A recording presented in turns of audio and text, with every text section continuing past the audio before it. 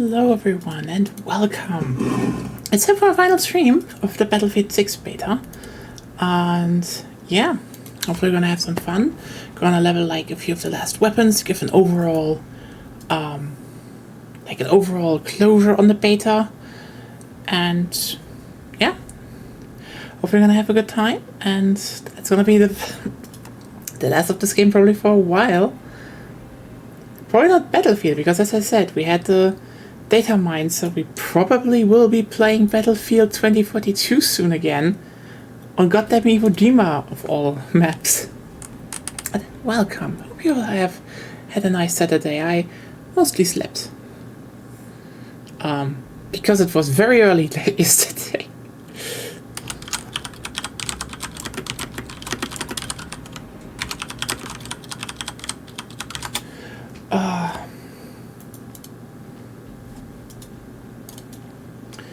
But yeah. Let's just start looking where we're gonna go. And what? Let's just put it in. Let's go.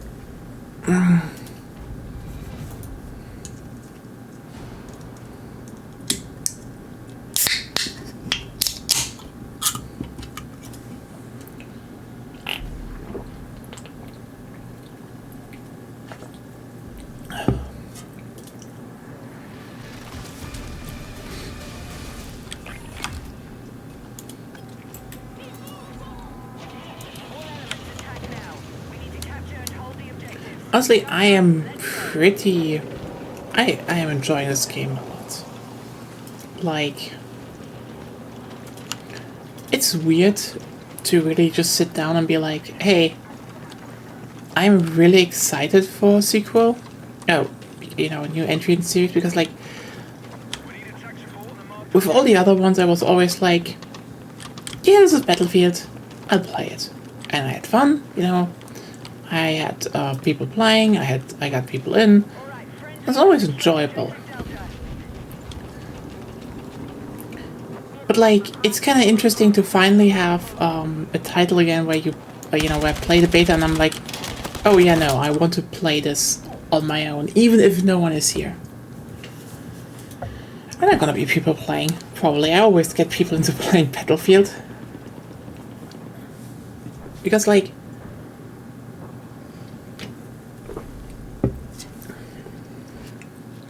honestly, this is the best series to onboard anyone who has never played a multiplayer shooter. Because you're probably looking at my footage and you're like, oh wow, I'm not that good. You know, I'm not that good at shooting. I'm not that good at aiming. And I'm just all right. Like, you know, I'm not a flick to someone person. You don't need to. That's a good part about this. Our forces have neutralized objective Charlie.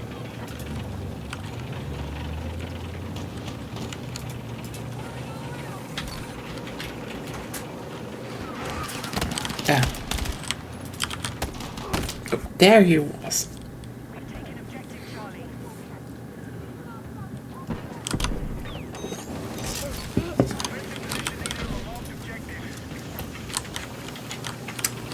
I was shot by LKW-Fahrer Hans.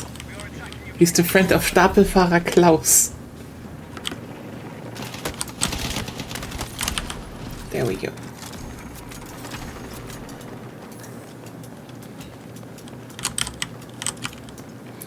There's always a few things I would say, how you can learn these games. But like, I think the best part is always that, you know, if you're getting into this and you're like, oh hey, I'm not good at shooting, well, yeah, you can just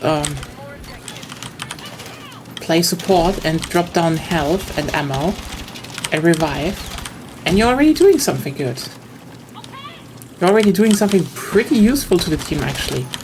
Like, obviously you're not gonna be the main driving force, but you're still gonna do something. And then you can start, you know, shooting on the side, and you can start doing stuff on the side.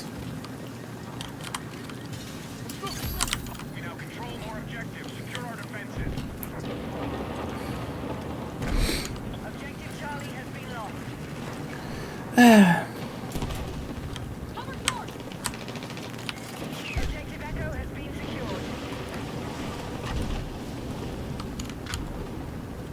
Attack support needed on the last objective. Yeah.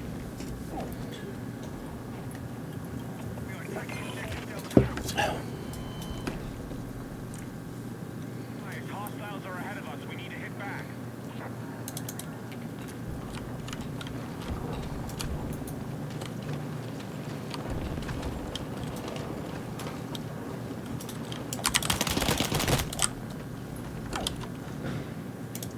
Enemy attack launched on Bravo.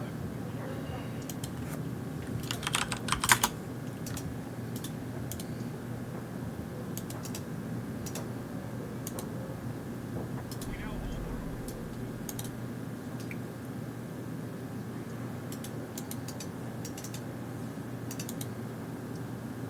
Be advised, we've lost objective Bravo.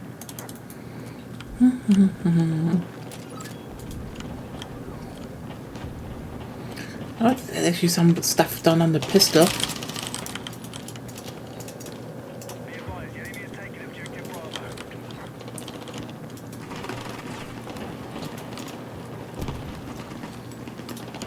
Our forces are attacking objective Charlie. Objective Charlie is being captured by hostiles.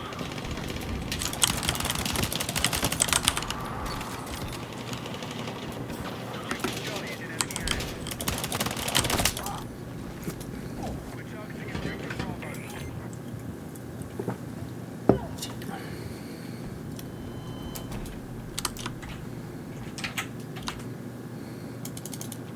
Be advised, hostiles attacking objective Delta.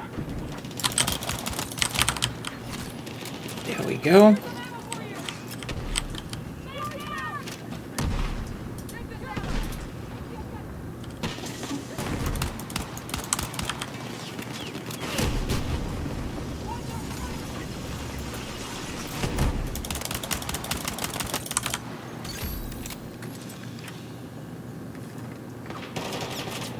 Be advised, Alpha's under attack.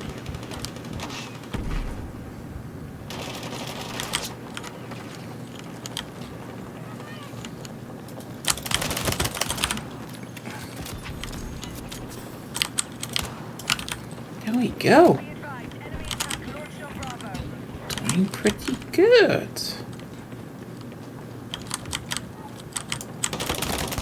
I always say, like, you know, if you want to train a little bit of, you know, playing a bit better, always try playing a bit with a pistol, because you're at a disadvantage, period. In some games more, in some games less, but you are at a disadvantage.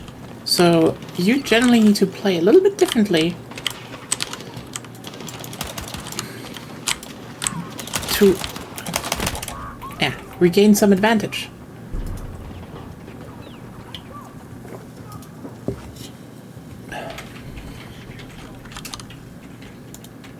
That actually teaches pretty well how you should position yourself. How you should exploit situations. It's nice.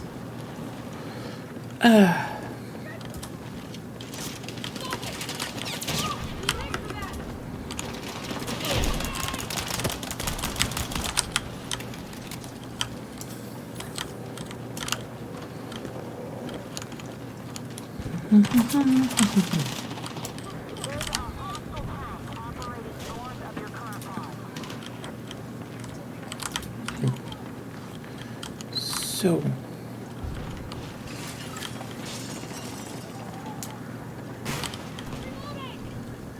We are attacking Delta.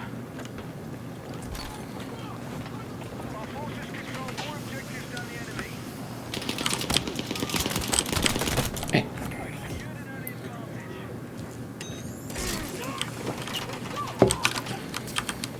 Our forces have neutralized Delta.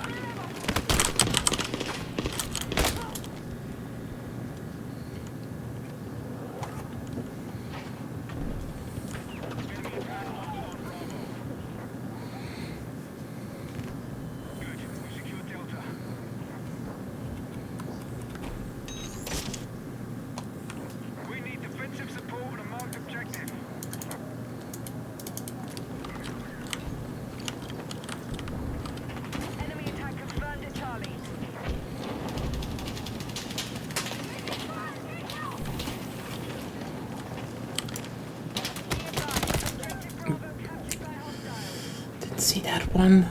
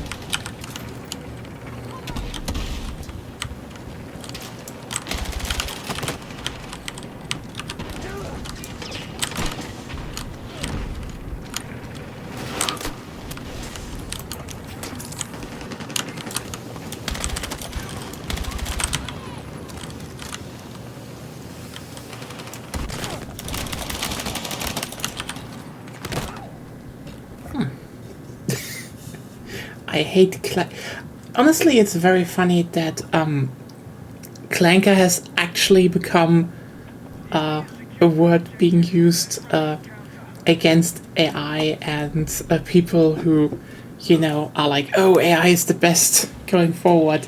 It's like, you know, people are like, oh, George Lucas didn't write well during, you know, the prequels were badly written. I'm like, yeah, but clanker has become an actual term in, with people talking, so he was onto something there. Or let's just be really, it's a fun word.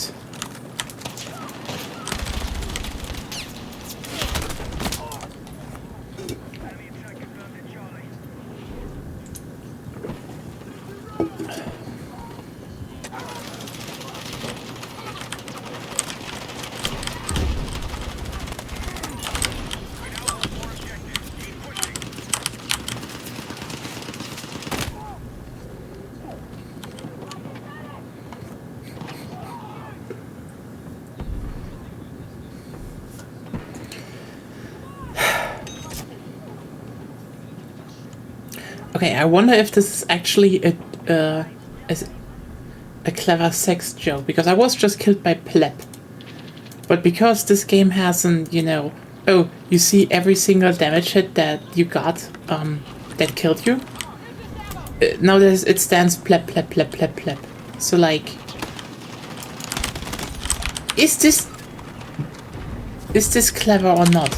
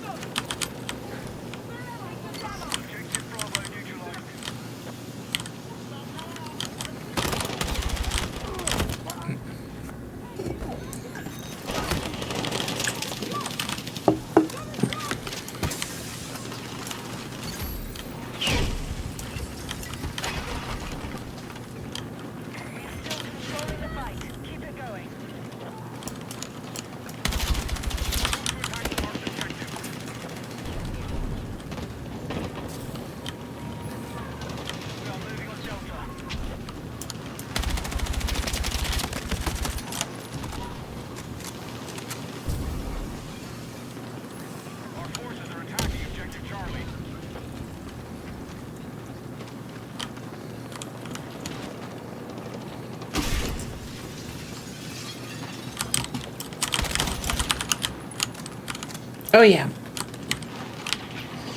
I would say though, if you want to have one thing that really helps, good audio. Like, I know people are always like, oh yeah, you need to watch the audio, but like, the thing is you only need good headphones actually, ones that are clear. And the moment you have that, you can actually discern so many more details. It's pretty useful.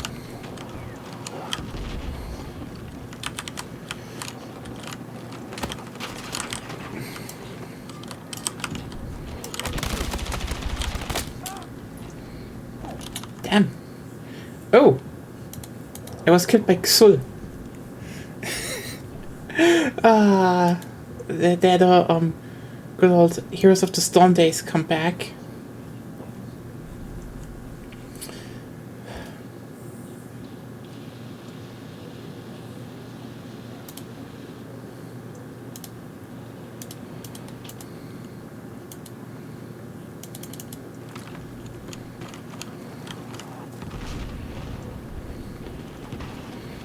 I'm still sad Heroes of the Storm was just killed.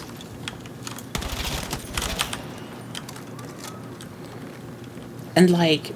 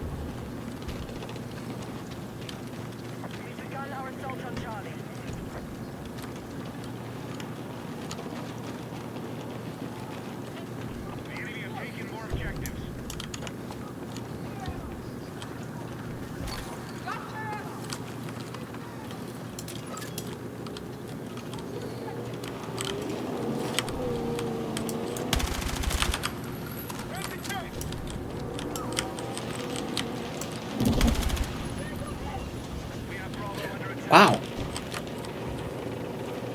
Didn't know driving into a wall can explode your vehicle so hard. You know, the more years pass, the more I do think actually that Heroes of the Storm was probably actually just killed out of malicious intent. Like...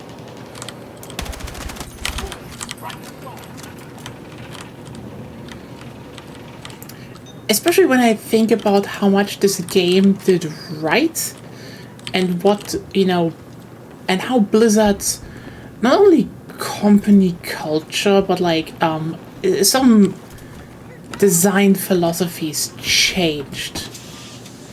You know, like this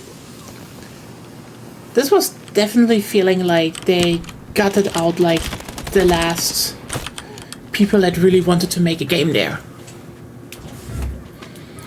And subsequently basically gutted everyone out that wanted to make any kind of interesting game.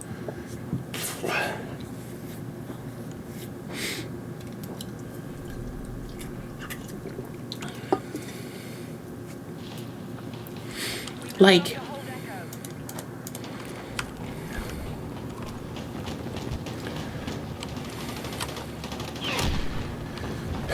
here's the thing.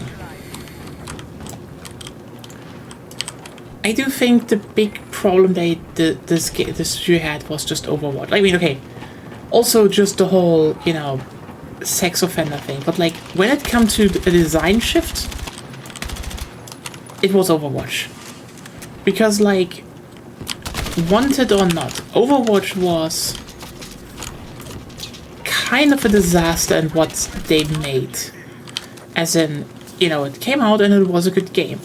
But it was clearly a game that wasn't designed, or, you know, had a team that had the experience to really expand it in a way that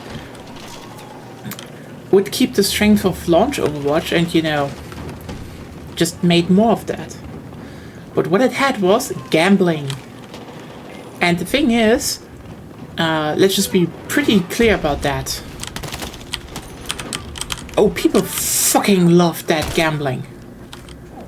Because this shit made money. But the problem was, the longer Overwatch went on, the more people, well, they lost players, you know? Meanwhile, Heroes of the Storm was this one game in Blizzard's library that just kept gaining players. You know, until they just suddenly killed it, and you know, it doesn't make sense. Even if it's a game, you know, a game is profitable, it gains players, it has like an actually growing competitive scene. keep in mind, Overwatch was was falling apart and problematic because they basically, they just made it out of thin air. Meanwhile, a lot of people who played Heroes were just like, yo, they just played Heroes, and then, it just kind of came together. I do think the big thing was just like, Heroes of the Storm didn't suck in terms of monetization. Like, here's the thing. Overwatch was a game where basically if you wanted any type of content, you had to pull out the gamble boxes. Period. You had to mostly pay for gamble boxes. Because, well, they really made it a long ass grind for you to get those gamble boxes.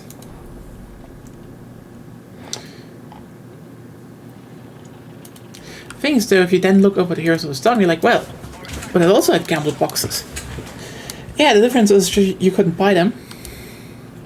Well, you could buy them for at the very beginning for like a year or so, and then they literally just they just removed it. It didn't even last a year because turns out there's this thing.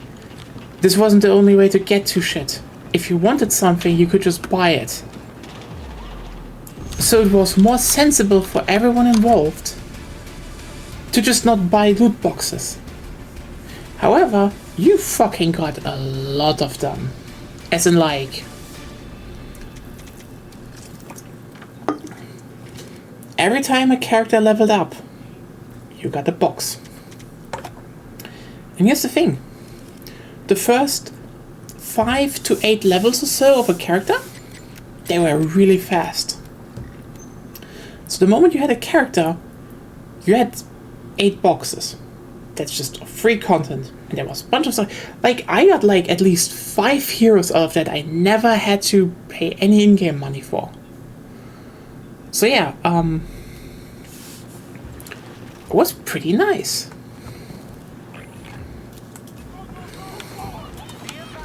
Hostile attack is imminent. Defend your objectives and deplete the enemy forces.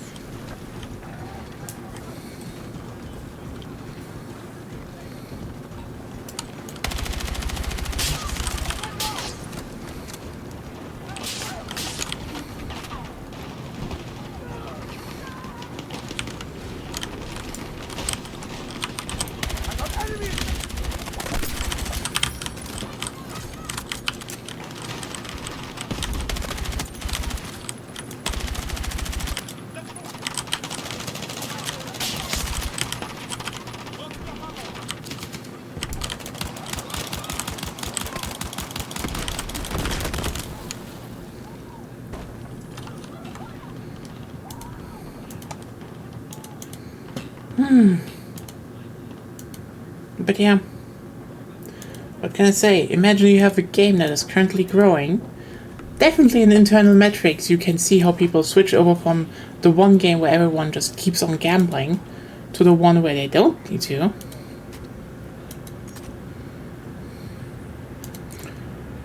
What do you think? Was this a...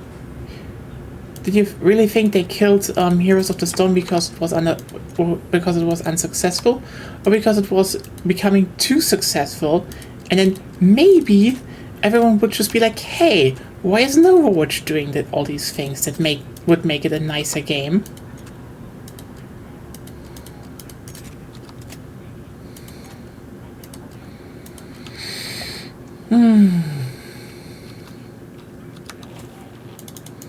Well, back to this game. Ooh. I'm still pretty happy. Like, again, there's a game, it's in a new title in the series coming, and it's fun. I do hope I get more of you into playing it, because, like, full squads will be nice. And I definitely need people to test modes and maps when I start tinkering more in Godot again. Because, like, damn right I will. And I need some people to actually test that shit.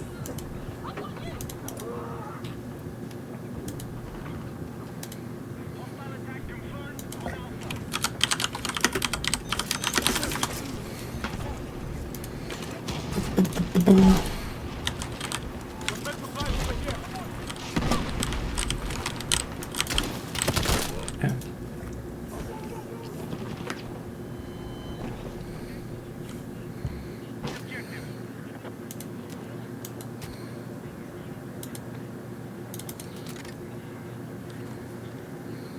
Be advised, hostile.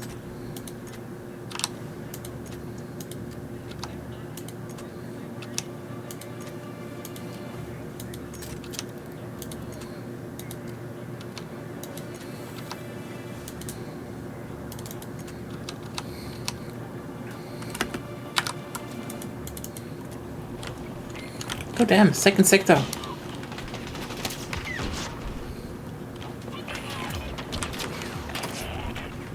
Enemy attack is confirmed.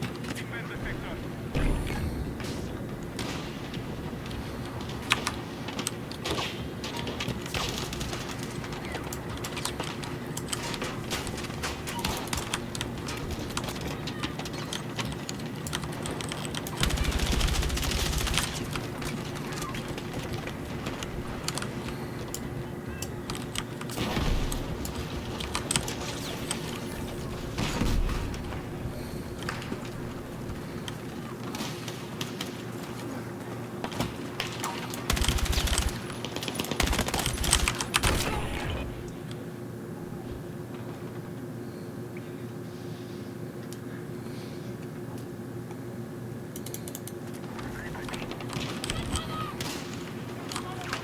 We need defensive support to the marked objective.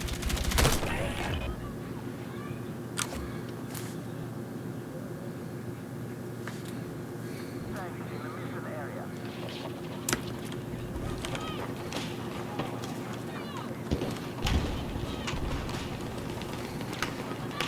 The enemy are attacking objective Alpha.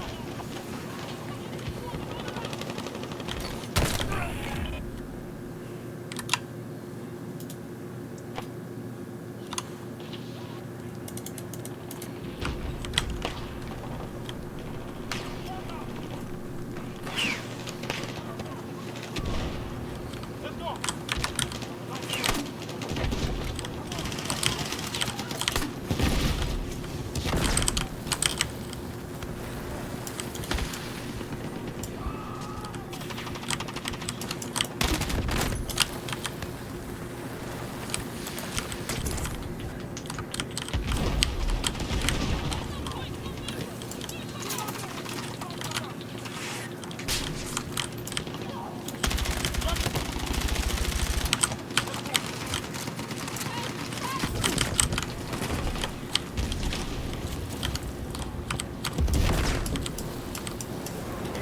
Alpha is under attack.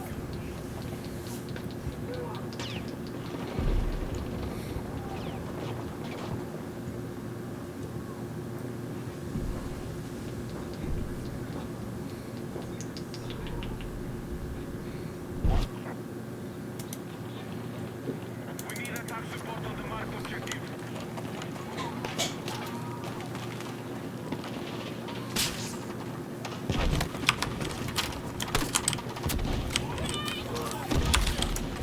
Ooh.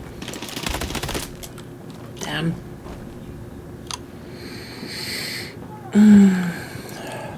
Well, it only seems like people are more inclined, attacks run better now. I generally think the whole being able to capture faster helped. I'd say they should probably tune it down a bit more again, though.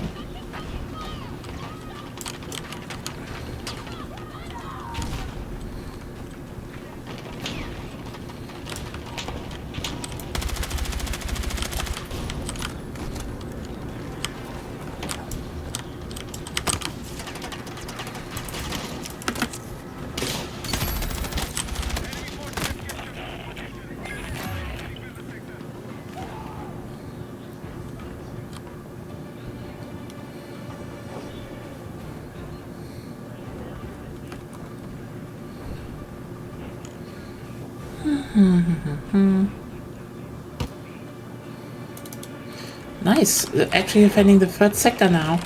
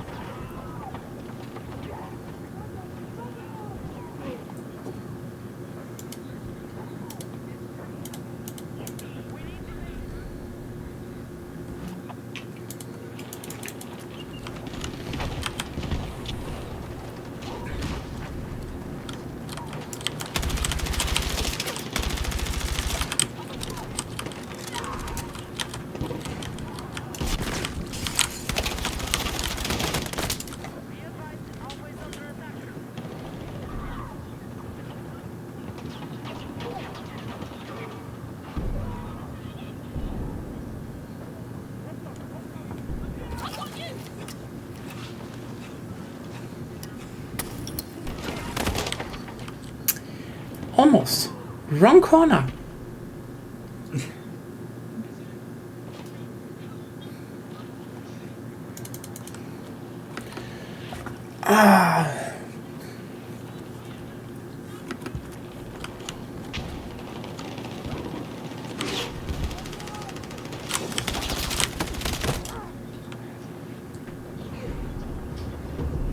Honestly, I was a bit torn on, like, really they're doing the whole you can drag people now, but works actually pretty well. I'm actually like, yeah, that should stay in the series.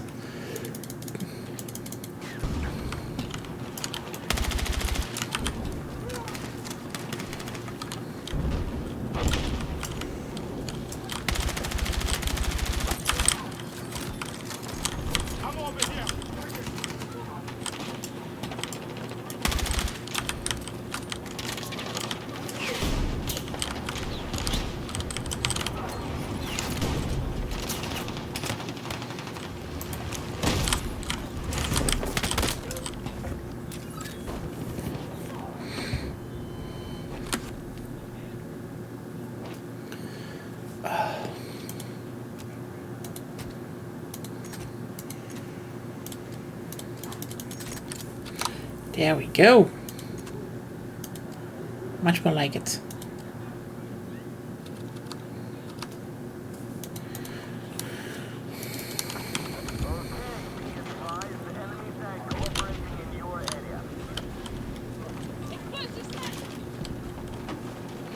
I don't think your explosive work here.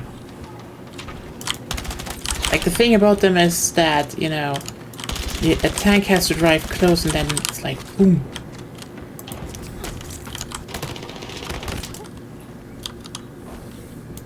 Big boom.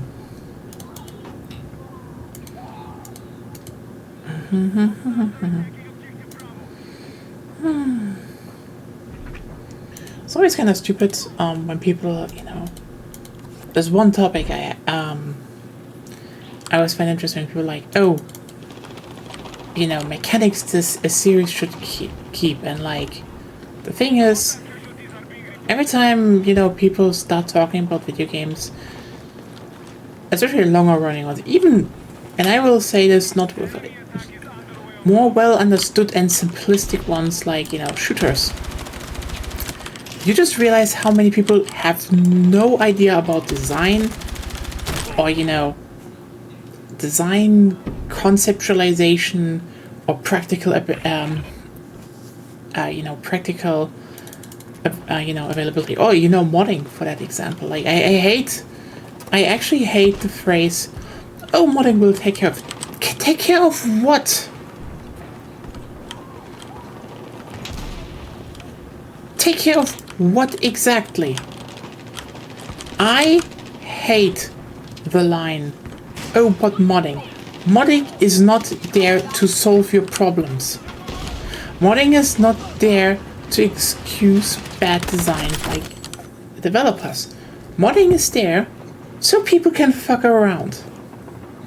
Period. Like, when I hear some people, you know, that's the thing, you know? As much as I like to joke about stuff, you know, seeing like, oh, there's like an actual editor in Battlefield 6 now. Cool. Really love that. I will use it. I told you I will use it. I want you all to try my creations. But that's the key here, right? My creations. when I hear people say, oh, with a map editor, people will just bring us all the remakes that we want. Listen, shitheads. Modders and the mappers for that matter are not there to be your content machines.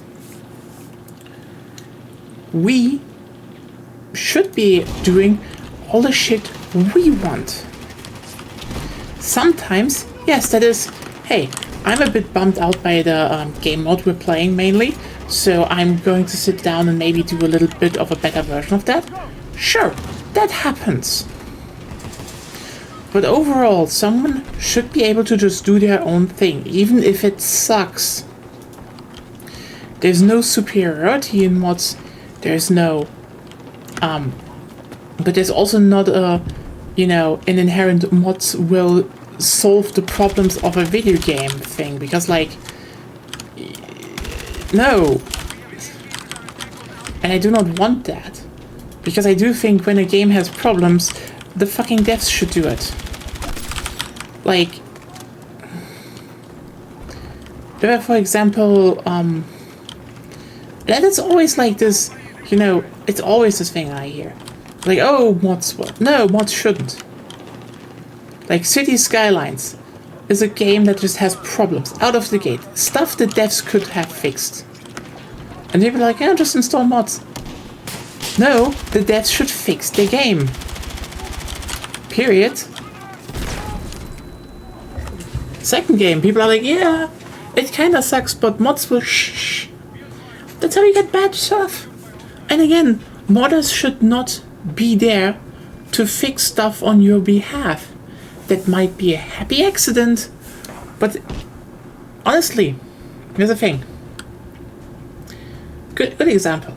As much as I am bummed out right now that Dawn of War Definitive Edition feels like Relic just kinda went for certain loud people on the internet that claimed they should do this and that, and basically just made a glorified 64-bit update for mods. Fine. I am not going to be angry at the people, that, make the Ultimate Apocalypse mod, even though I saw it, I also played it once. It's not really that good. It's more like, someone played Dawn of War and was like, ooh, I kind of want to simulate, the Apocalypse play style from from the tabletop game in Dawn of War. Do that. Have fun. It's your thing. You're a modder. You should be able to do what you want. And if this means you can now make a better mod with that, fine. But honestly, I do not think modders should fix the game for me. I think Relic Entertainment sold me, basically wants to sell me Soulstorm again. Soulstorm is bad as a multiplayer game. Period. And I don't think you're saying, oh, modders will... No, modders do not have the obligation. Modders should not do that. I think Relic Entertainment needs to sit down and make Soulstorm 2.0 because that is their fucking job, not modders. They should fix their base game and expand it. Modders should do what they want. Sometimes that aligns, sometimes that can get taken over, but this is not the ultimate goal of modding.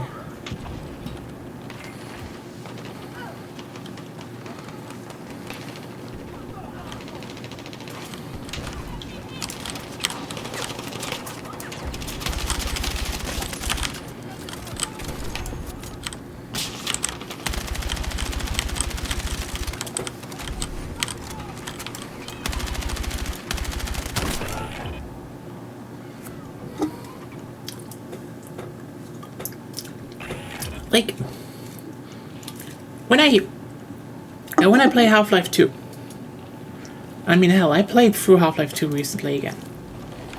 And someone makes a mod that they like, just, it's just sitting down, brushes up, a bit of the animations and visuals and stuff. That's their decision. I'm not gonna say this one fixes shit, because I do think, again, if the game wants to look better and do things differently, that's the job of the dev.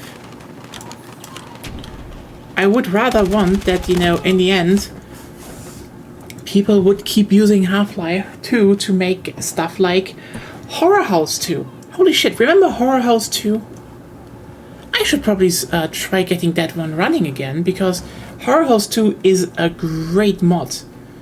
It's a total conversion, it's a all new thing and all of that, but damn, that was a good one. That should definitely be on the list for Halloween this year. Yeah, it's coming up. Like Halloween is in 2 months, so how about that? Getting some mods shown. You know.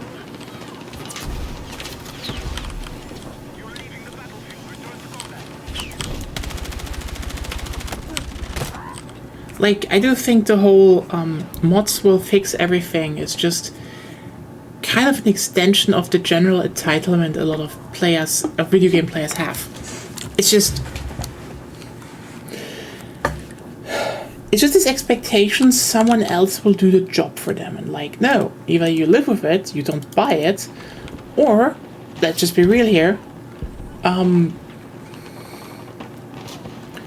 do it yourself.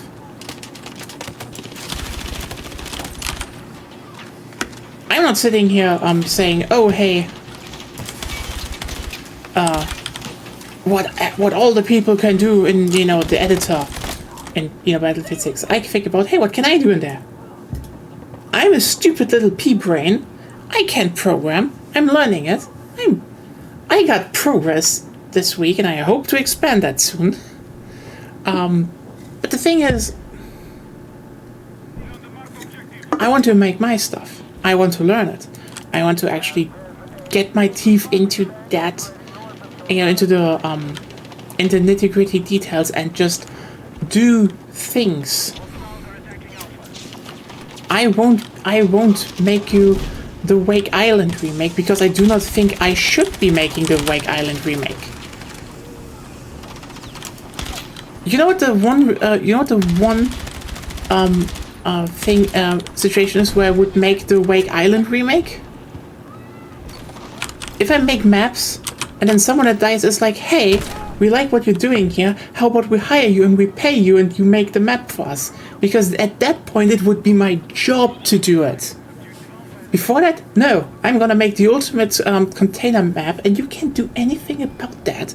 Because that is my decision and my goal. And if you shiver at the fucking thought of having something playable that is just containers, well, that's not my problem, because I can do whatever the fuck I want in mods. And so should you. And yeah, treat your modders better. Like, come on.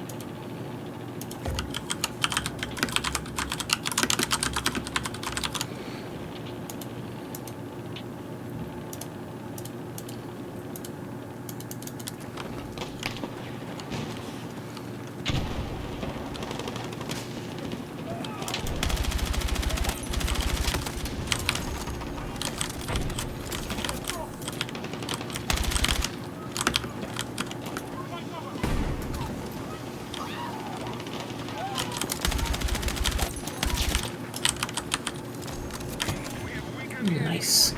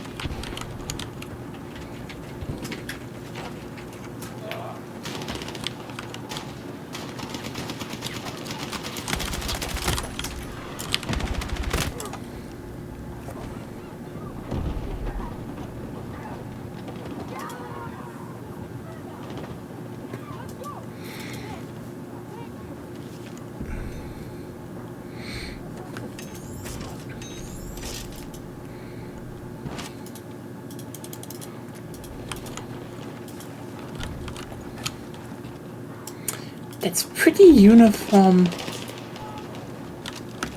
dirt, actually, now. It just, yeah, some sand.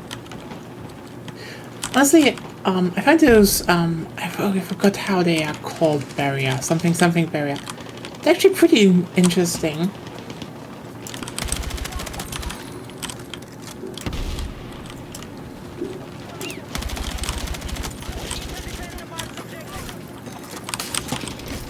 Because it's basically how everyone is doing military fortifications nowadays.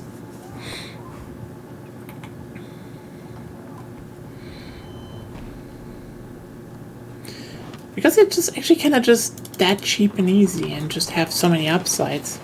Because actually you don't see it here very well. Like you can have them, you know, singular and such, but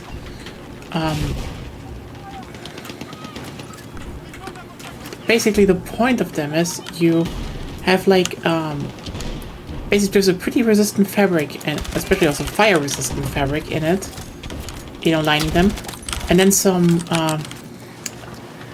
stainless steel wires that basically makes the outer shell.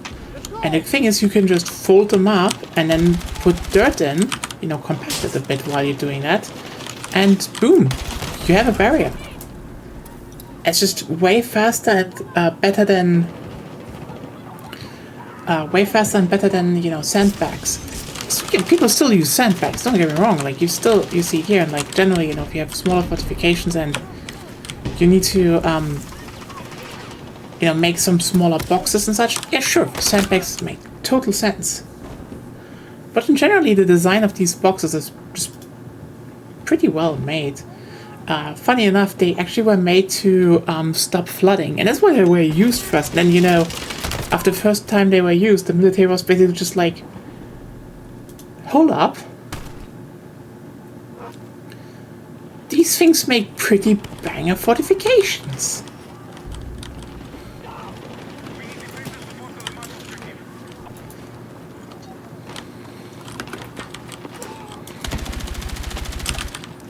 So now they actually also produce in a way that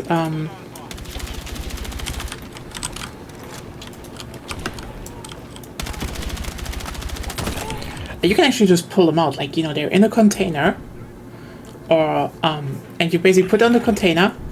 You can two people can grab them, pull them, and you have like a long line of them. Then just a load, you know, basically a wheel loader can come, drop in dirt from the region, boom, fortification done.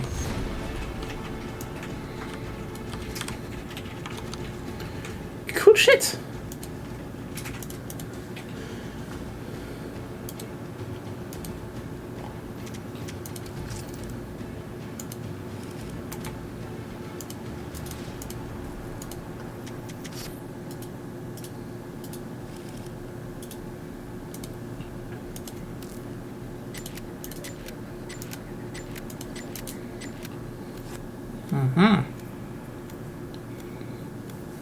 Ooh, Empire State.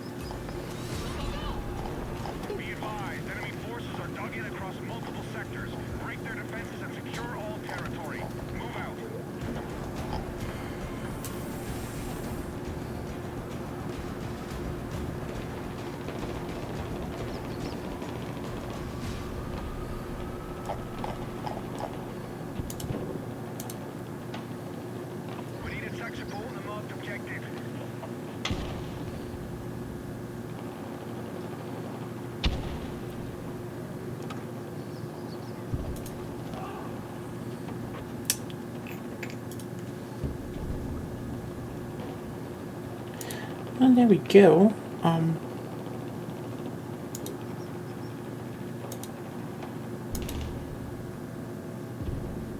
Damn.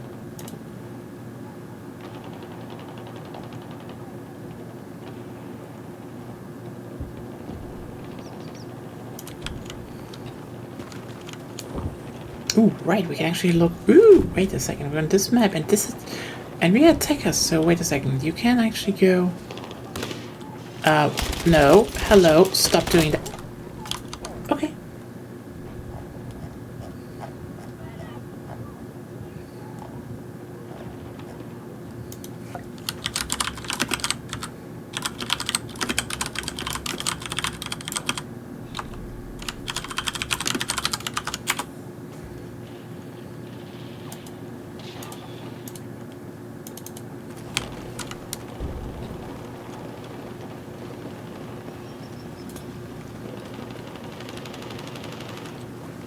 Ah, yes, the completely over-designed American fire truck. Actually, you can go in here. Oh, it's already destroyed. No. There were 3 pictures and... Okay. Damn, you can actually destroy a lot.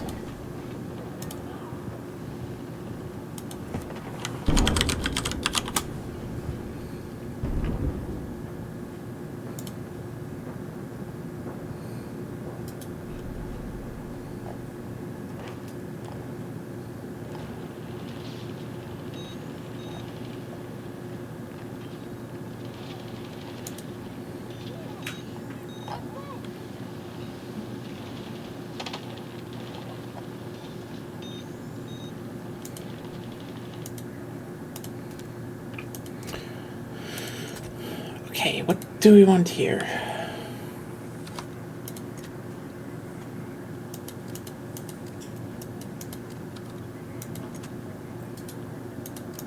Okay.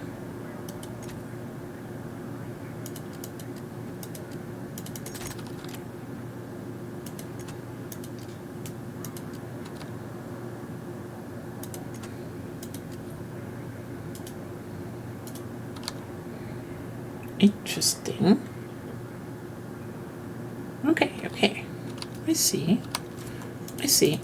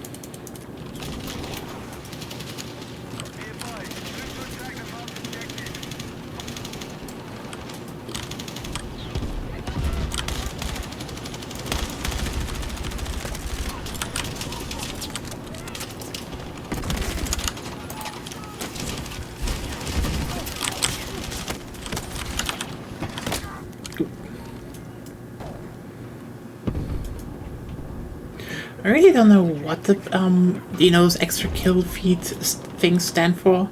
I can think of a few, but not all of them. So,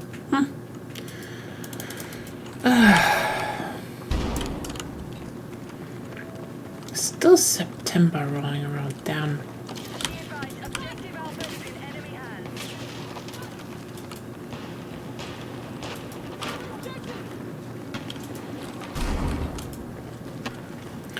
It is funny how people keep saying this game is Call of Duty when it just doesn't play like it.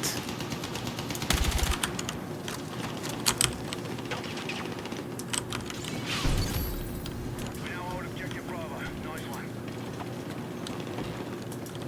You're gonna make it! Hold on!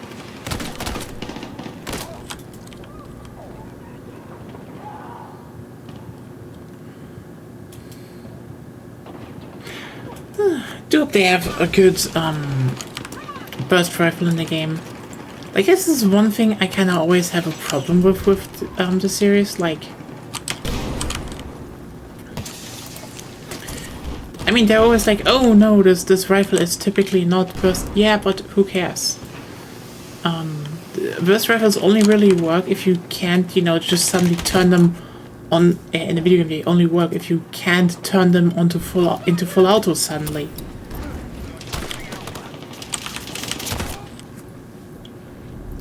I should have known that if I'm behind a pack of drywall, I will die from bullets.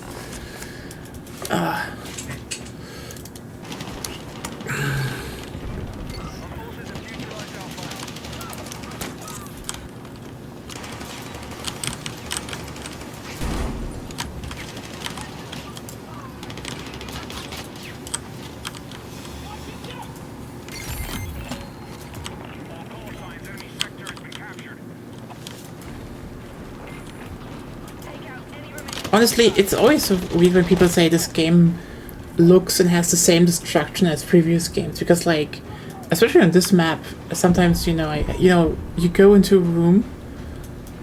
I had this yesterday, in the art gallery section over there. It's like, I go into a room and, like, half the room is missing, and, like, yeah, totally, this game has the same destruction as previous games. Just more going on the map.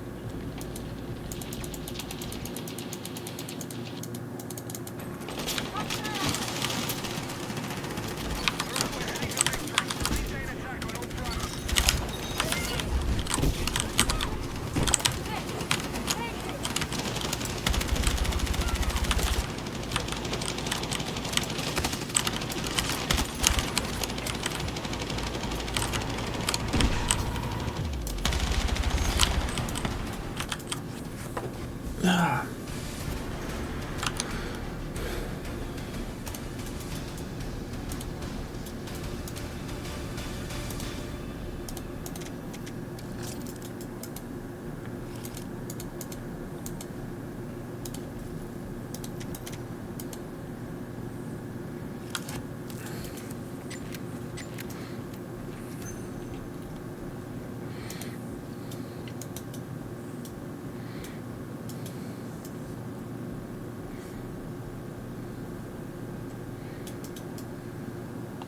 Ooh, that's the one I need, actually. And also, I think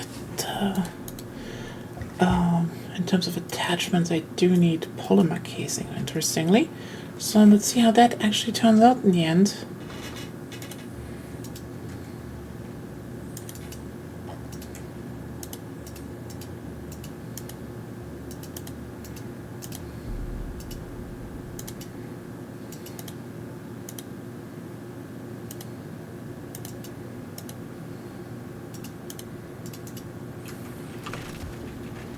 Army on my position.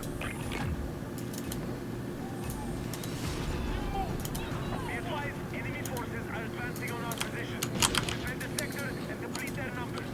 Nice.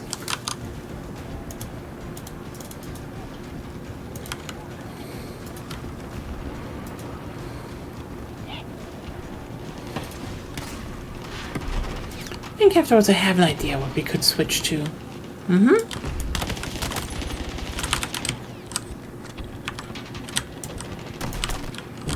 need defensive support on the marked objective.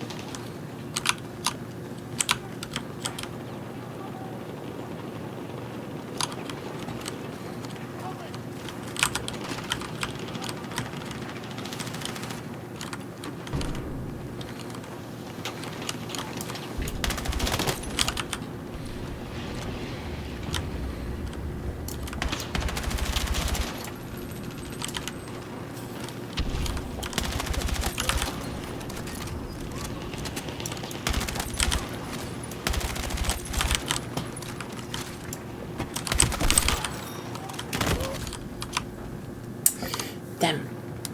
That was going way too good. You notice how I didn't have like a good night of sleep today because it was like sleeping through the day when it was warm. I hate the fact that I'm not adapted to that. Agonias. I'm not.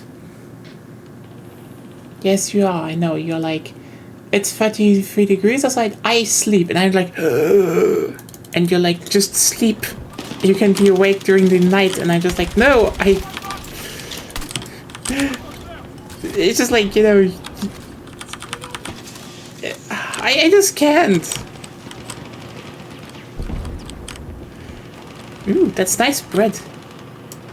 I mean, for a multiplayer shooter, it's solid bread. Chips.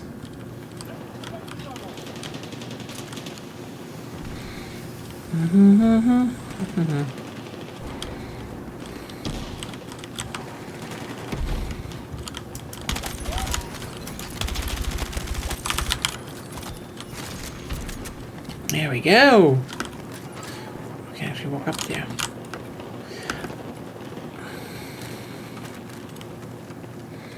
Honestly, I am still wondering what people think makes these maps like Call of Duty. I mean, they said New York. I guess there are more maps in New York in Call of Duty, but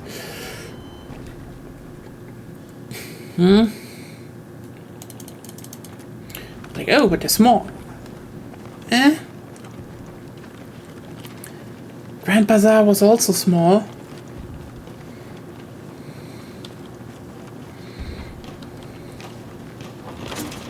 Pretty small, actually. Like, if you think about it, Grand Bazaar was quite literally, you had a line through the middle. There was like 2 branches at one at each end, streets, a street around it, all around the block, and then a bit of side stuff, but not much. There is much more space to work around in this map, but apparently this is, I think Grand Bazaar is even smaller than this one's, but like, well, okay, people like complained about that, but nowadays it's like, you know, it's a classic. This is how they should be, and like, it's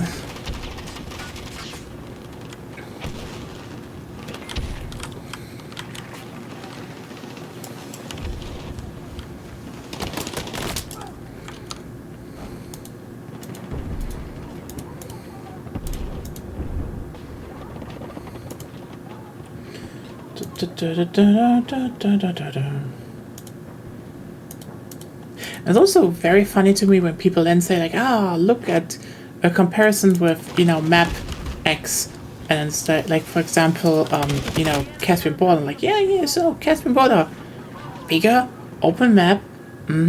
What's the play area in Conquest?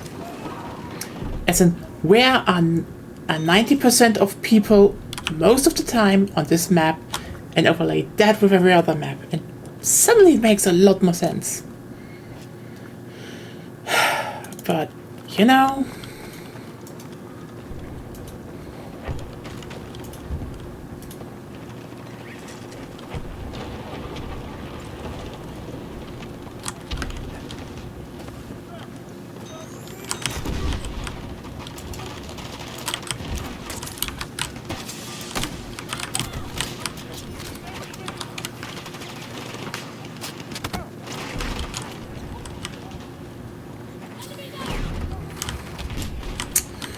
I am enjoying the thermobaric very much, actually. Defensive support on the marked objective.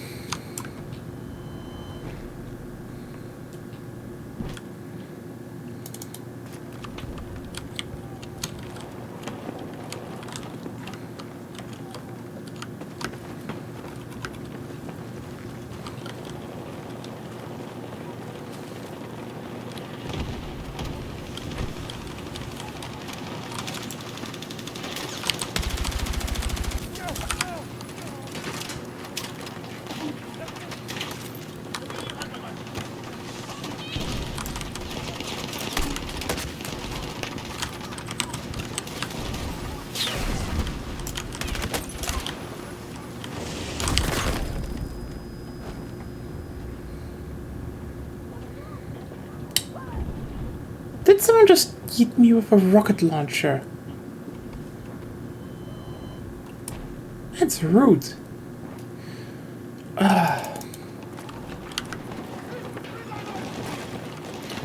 As he's slowly getting out of my lethargy. That helps.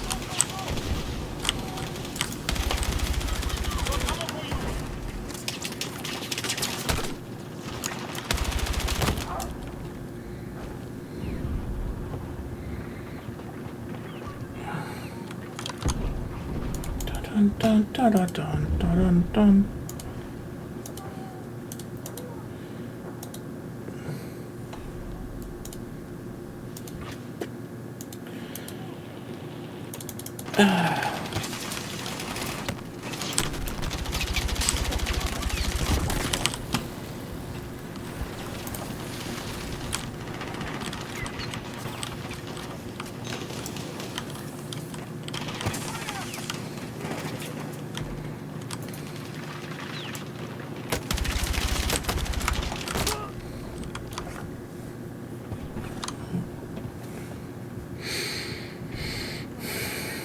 Defensive support on the marked objective.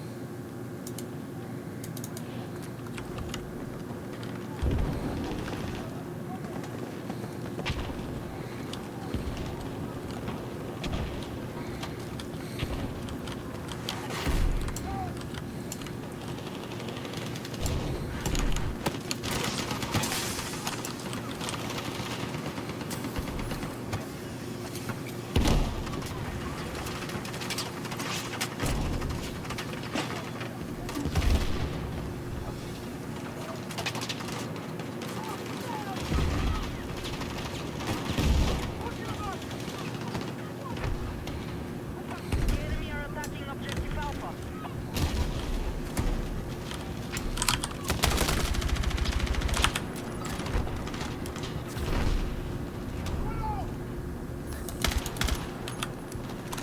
Move to attack the marked objective.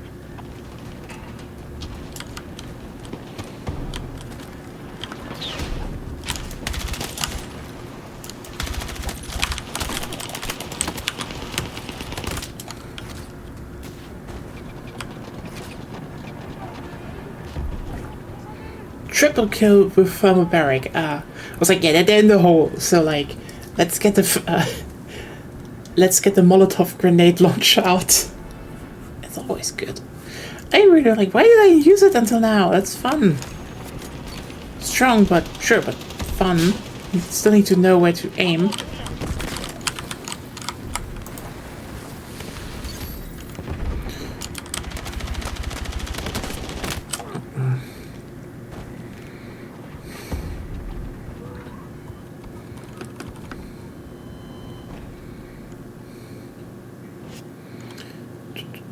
You know what? Let's do switch a bit stuff up.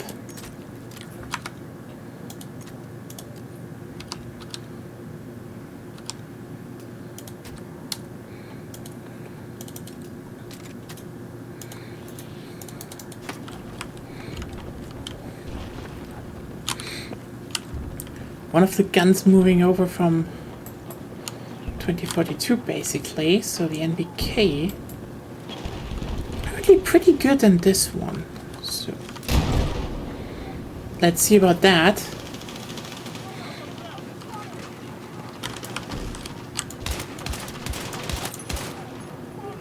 Yep. That's good.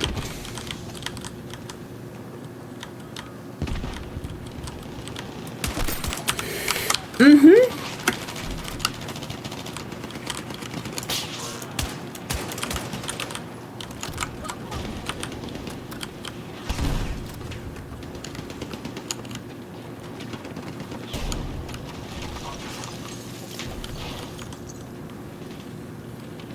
They really made this one the... Oh my god. Now I just failed, but I really get... Oh, this is the high damage one that kicks a lot, but... Hey, the high damage one that kicks a lot is also just like, you don't need to land that many shots to kill. Which is useful.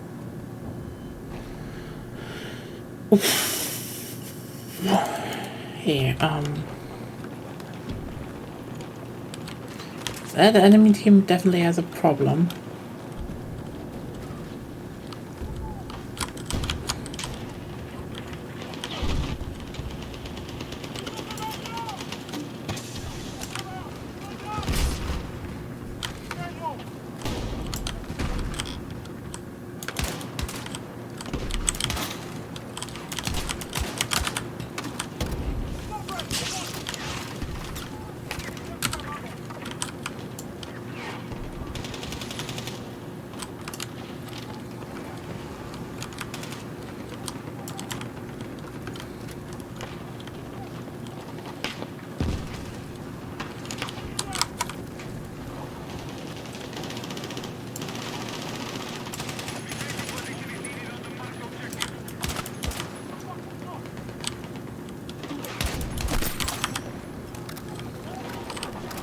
Hostile attack confirmed on Alpha. Hmm?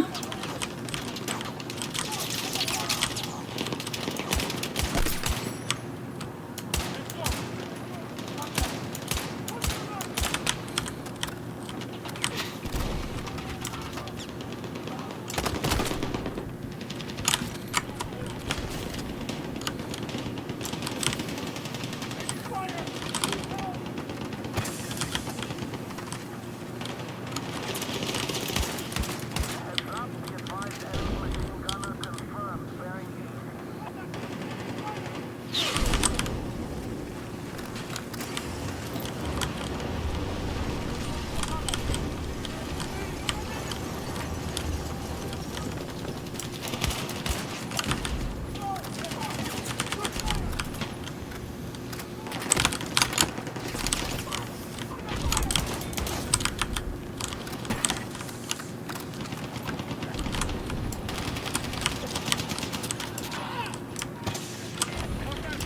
almost fully defeated. Do not stop.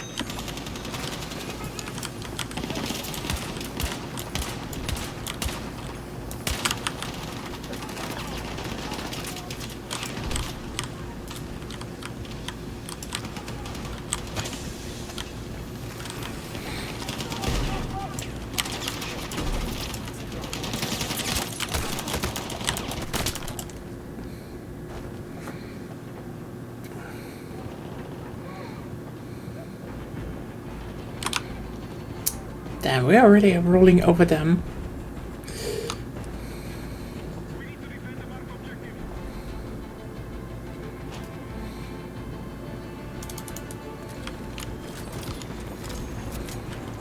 Hostiles are attacking Alpha.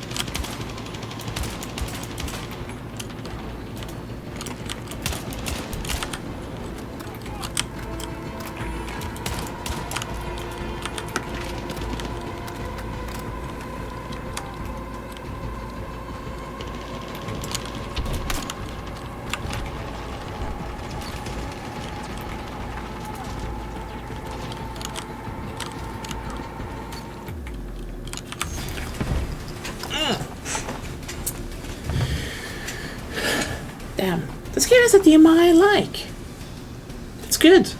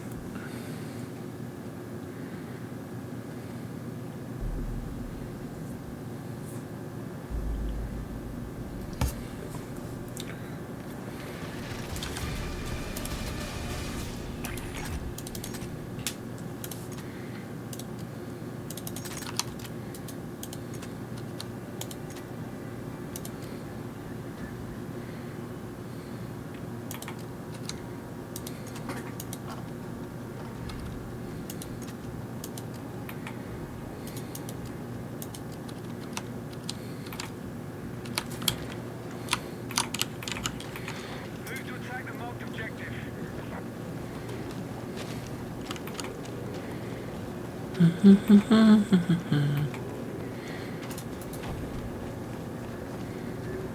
we now hold Echo.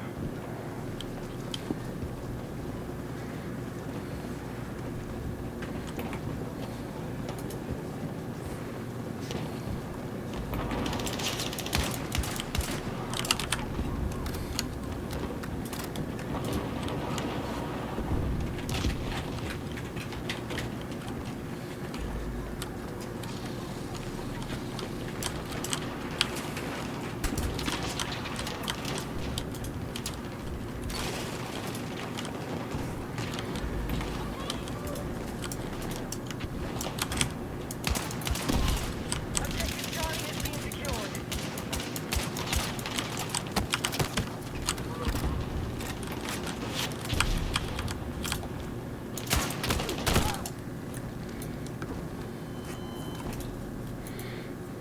You know what? We have tanks on this map, so let's see what we can do with this one.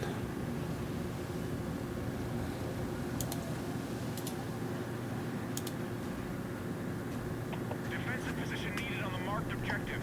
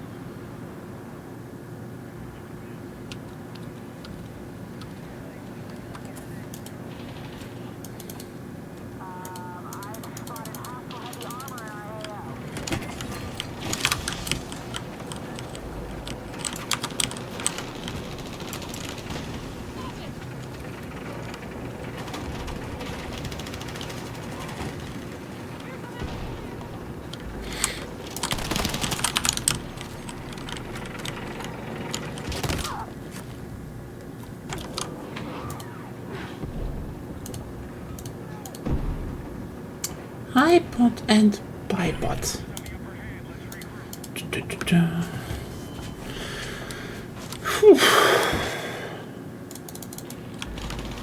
Objective Echo is under attack. Ah.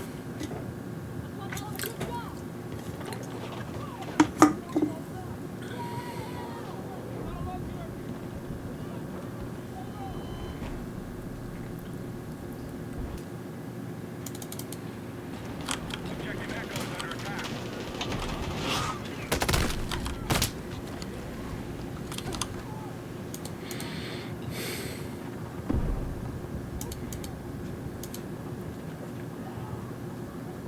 Bravo is being secured. Dun, dun, dun, dun, dun, dun, dun, dun, dun.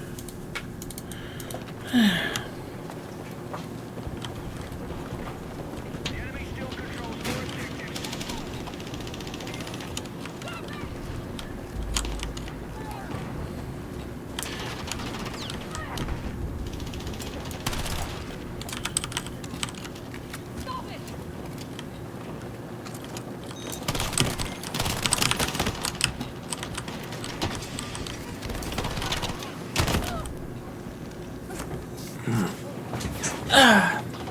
Honestly, next week is gonna be really fun. We have something great planned for Wednesday, so I know we're keeping it a bit on the wraps, but like it's gonna be very fun in my opinion.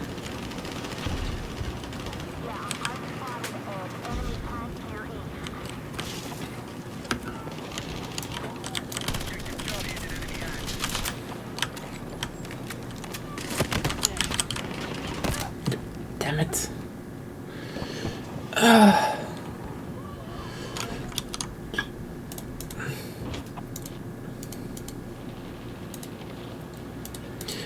think, you know, having a day also dedicated to showing off co-op games is not bad. Like, I do think most people always either stream, and I always stream like either single player games, you know, or, you know, play multiplayer games alone, or they have like one of those, hey, we're like a whole group and we play like the newest indie game thing, which, you know, by the way, doesn't need to be bad. I get why stuff like Lethal Company or Peak is probably pretty popular, but like, I do think there is a big amount of people out there who are like, you know, I just want to have a co-op game I can play with a friend, and it has an ending at some point. And I do think, you know, showing those off and being like, okay, hey, you can actually play those together. You can there are still games like that. I think that's pretty important because those will just not get a lot of coverage these days. Even sometimes going into the, you know, older game bin and being like, well, here's the next one that we go through. And sadly, if you know that there's one genre that somehow really populated that, but then the other ones were just like, sometimes you have something there, but then the devs are just for some reason very weird about not just doing co-op in a game that screams like, hey, please just have 2-player co-op, what is wrong with you? We no longer hold Alpha. We are moving on objective Charlie.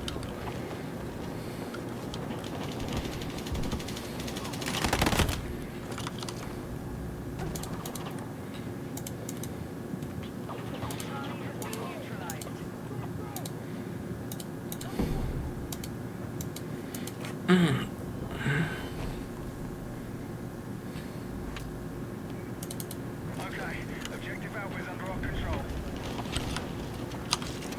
We're not having the best round right now. Be advised,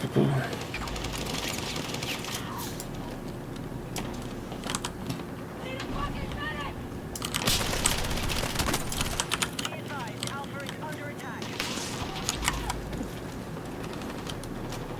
We need to rally the friends to the last objective. Honestly, it's kind of funny how, yeah, well, I am wondering what they want to do with like Easter eggs and such this time in the game. And, because as you probably, I don't know if you know about this, but I talked about this a bit ago. There is still an Easter egg going on in 2042. They kind of do that sometimes. They did that just like in front of every, you know, major update / content drop. And I respect that. It's kind of funny. It's like the whole, you know, oh, everyone, you know, people work together and then they unlock stuff for everyone. That's a good idea.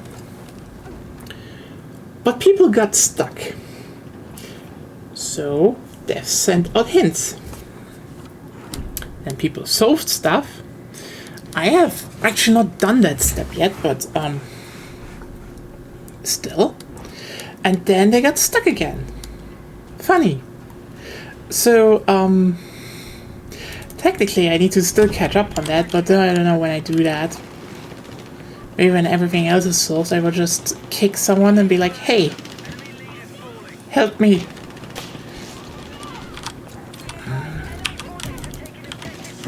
But today that saga has reached a new height, and that is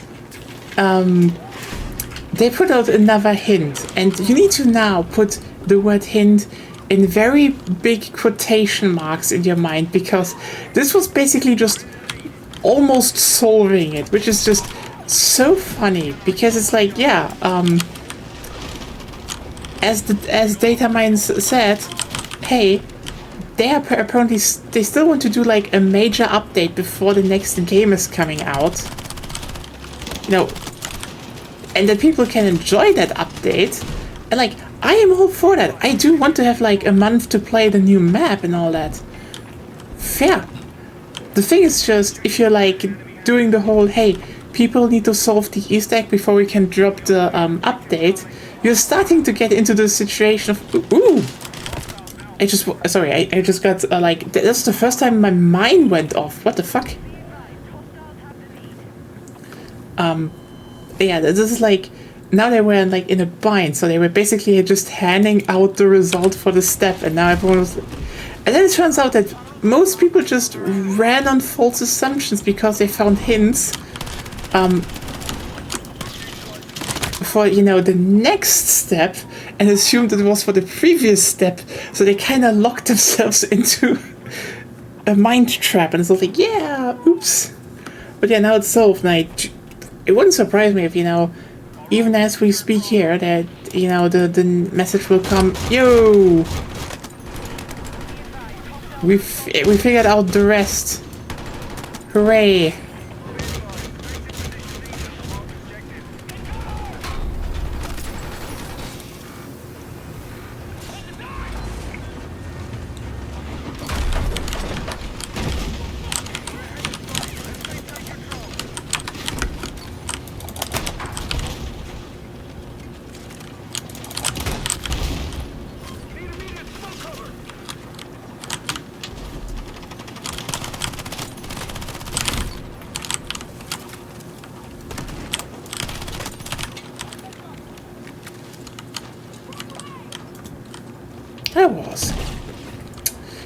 That was clean. But yeah, kinda hilarious.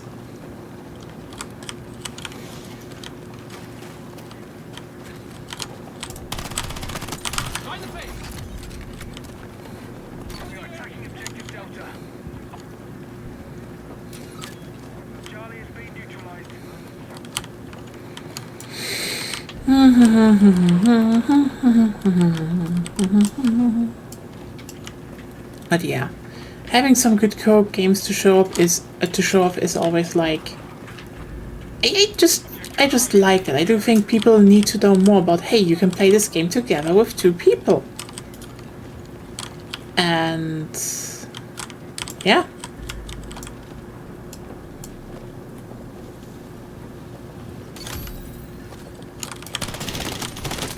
And I just actually realized the fact that basically most games you can play with 2 people co-op are survival horror games. But hey, I know people are like, oh no. Are they even good? Yeah, they are.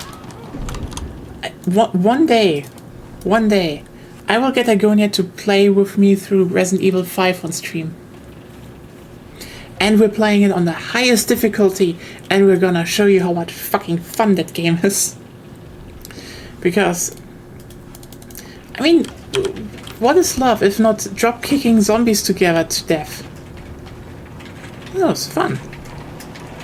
Also, Sheva is hot. Let's just be real here. She's hot. Die. Who shot me in the back?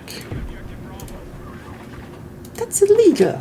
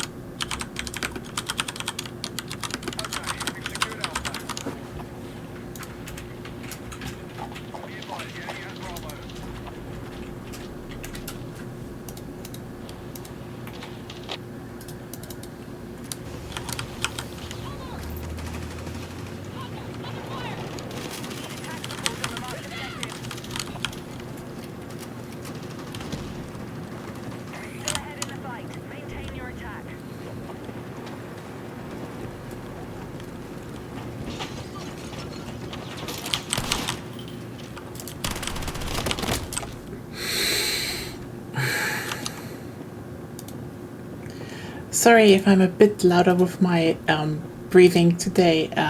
There's a mix. This was just a mixture of God. I should have fucking got that, and I just aimed shit.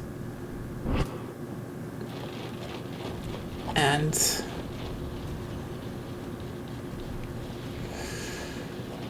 then it's also just like I'm tired still. Like this is just one of those this is one of those situations where you just you're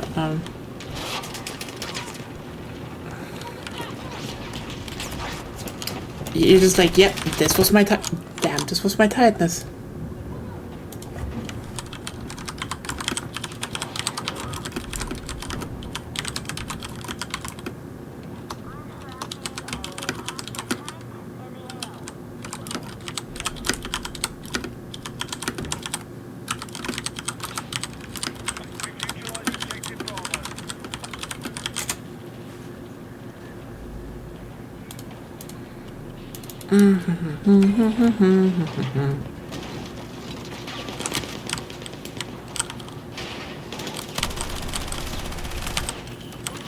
Ooh, ooh.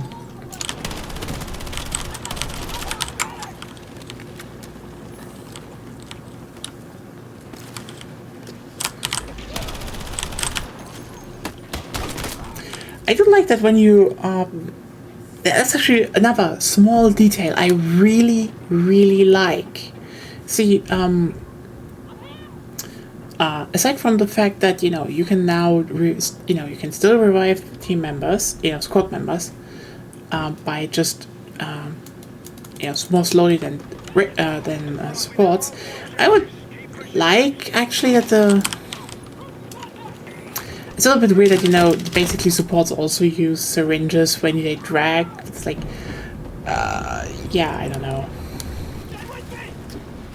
Anyway, the thing is, what I do like is that you can, drag. So, aside from dragging your teammates, as you saw, it's like, okay, hey, I dragged him, I saw enemies coming, I just let go, shot, and I'm like, okay, the enemy is gone.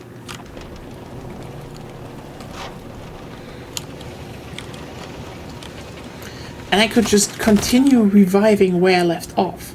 That is a really good detail, and I'm honestly like a bit surprised that stuff like that isn't talked about, because I do think there are just parts about this game where we can say, okay, they're up to preference. That's always the case. Like, you cannot make a game that pleases everyone. You won't, and you should not do it, because you will just be you will be crying in the seat, because it's just like, no, you're gonna make a boring game at that point. And like, I do like that they committed to being like, hey, movement speed is slower than most titles. I like that they have like the bit of dragging, which actually with the slower movement speed makes a bit more sense. I do like that it still feels very much like, basically 3 and 4 and such. That's actually pretty good. But I also like just all the small details that just you do not immediately notice, but just significantly speed stuff, just improve stuff while, being gameplay decisions, like, being like, oh, you can just take, continue from where you stopped is a decision, but it definitely makes it more like, I like this thing more, because it definitely gets more into the flow of, okay, you do something, and you can stop, and then you can, keep doing it afterwards, and that's nice. That's just like, yeah. Ooh.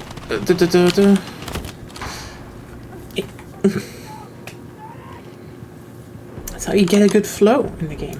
And I think the flow is pretty good.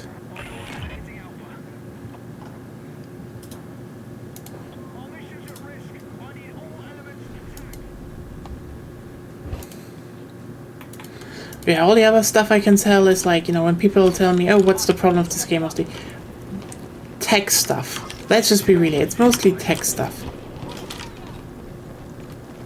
Like, when people are like, oh, the time to kill is, no, like, we tested that. the time to kill is basically Battlefield 4, you know, after the rework, which tried to be Battlefield 3. And it's fine. I like that. The time to death is a problem. And it's a tech problem. Attack support needed on marked objective. Bravo has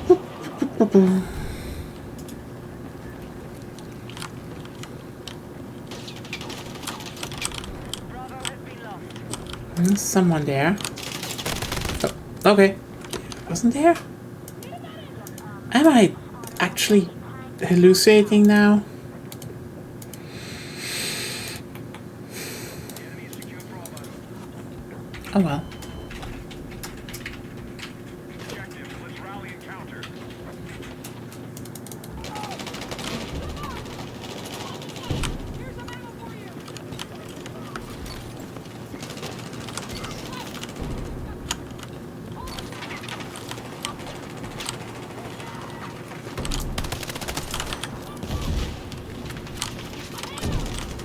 advised, Alpha is under attack. We've secured more objectives, let's hold it.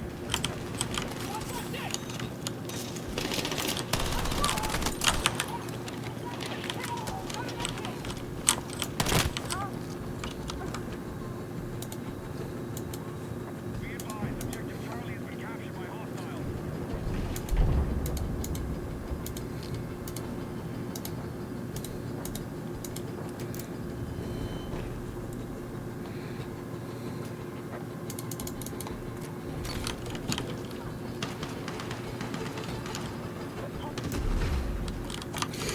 Damn.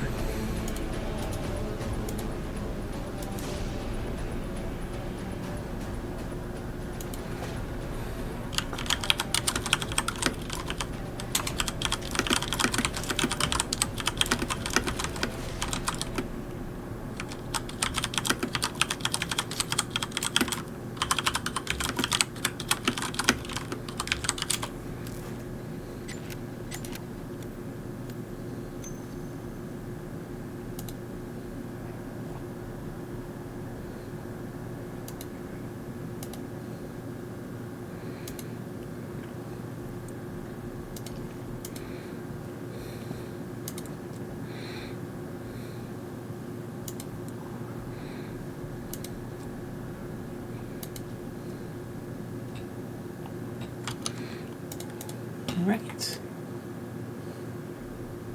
Oh yeah, the improved mag catch.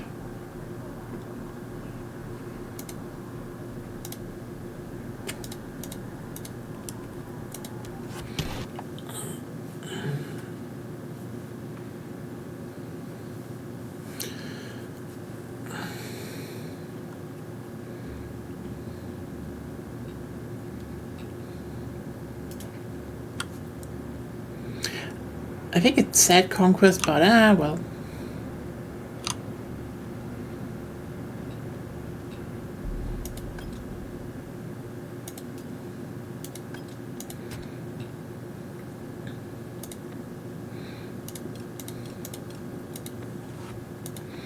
We have all. We have this one already on 20. Damn. Be advised, enemy forces are advancing on our position. Defend the sector and deplete their numbers.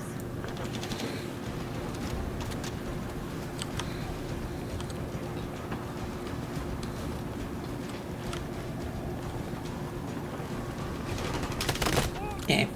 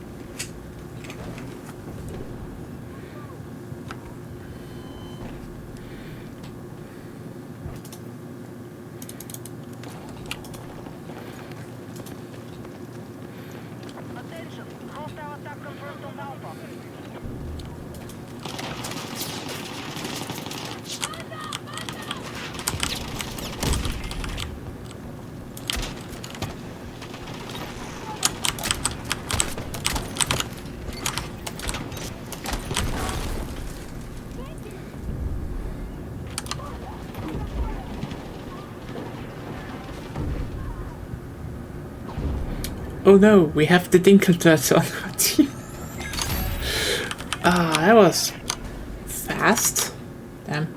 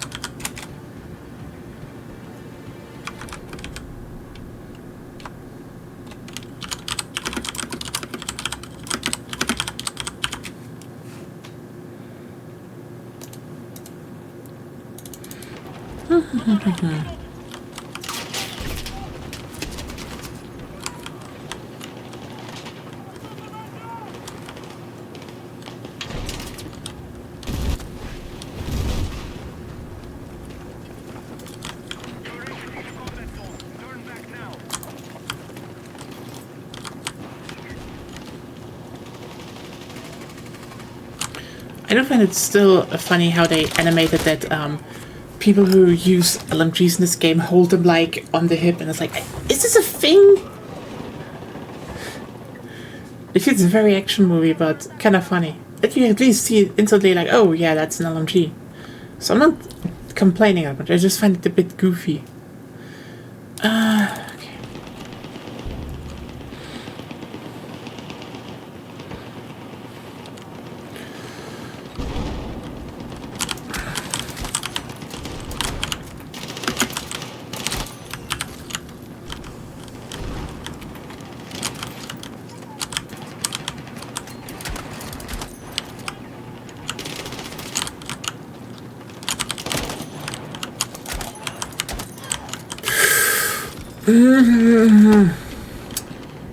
With the pump gun.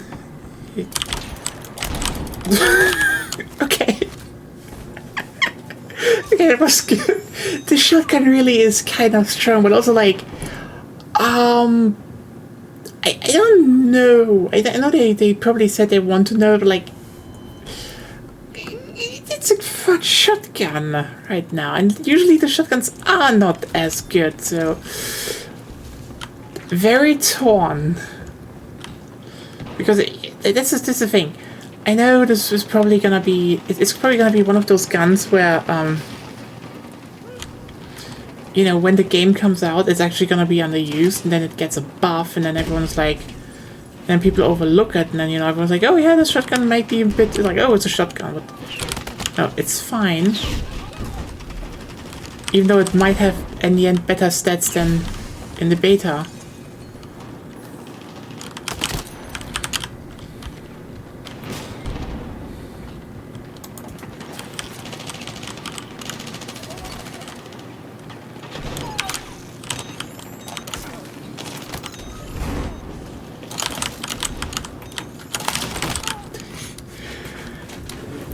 Obligatory defib kill always needs to be in there.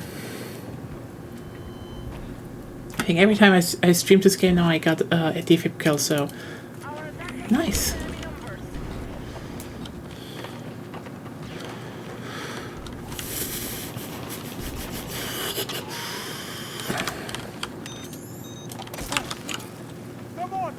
Okay, they probably should increase. It's nice that they said they are going to increase the range and make a little bit of a nicer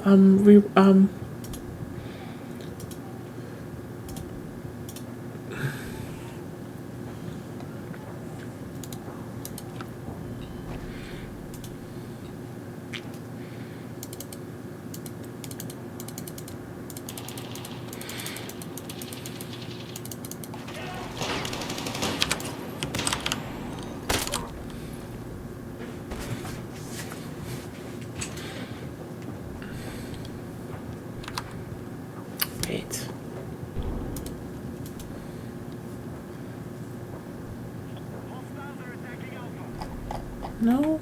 No.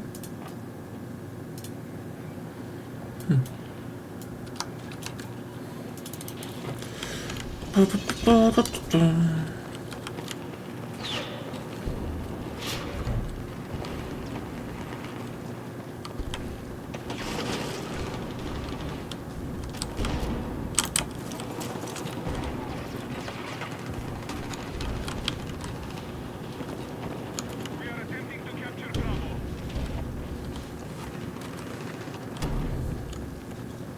The enemy are attacking objective Alpha.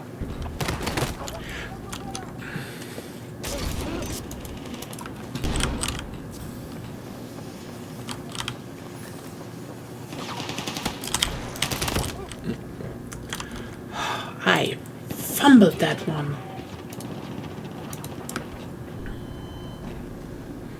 Damn.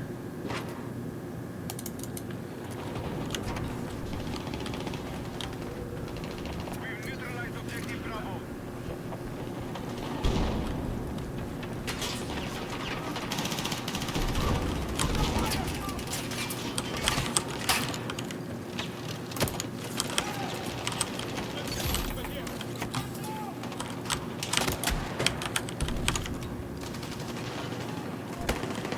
Objective marked. Support the attack.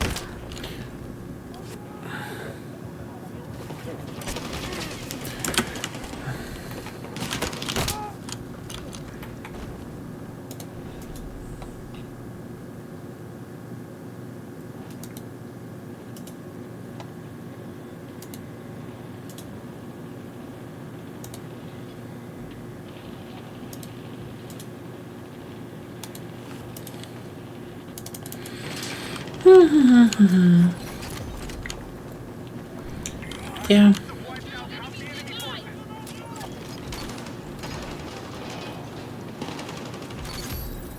Objective control has been regained.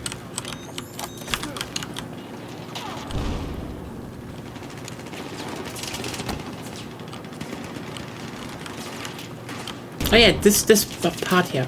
It was just gone. Like the whole section here. Oh. Fuck.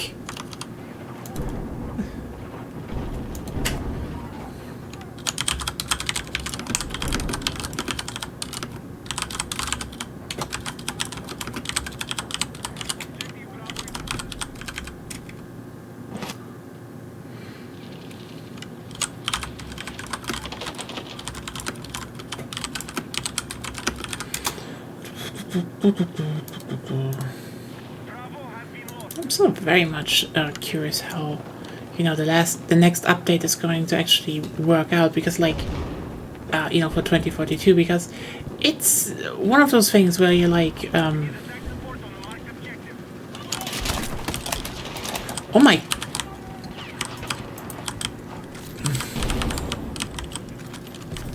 Oh my god, I fumbled that. Safe kill, and I just, nope, 3 times into the fucking air on point blank. I'm aiming worse than an XCOM soldier.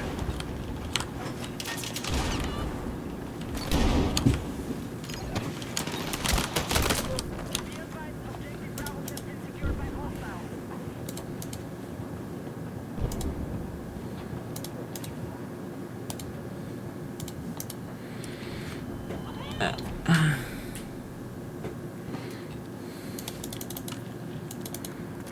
But yeah. Feels like, oh hey, you have the...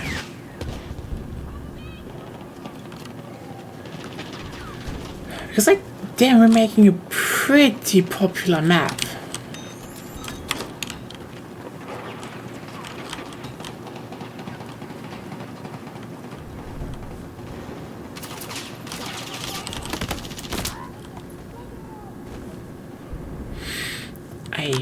I don't know what to say right now. That was just embarrassing.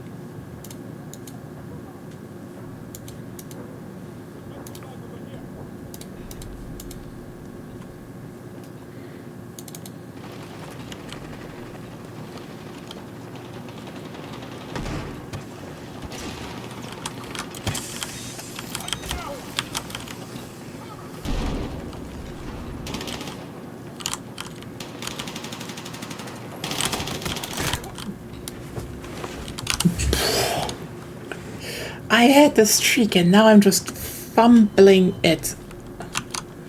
You know, let's actually check. What I was supposed to put onto this thing?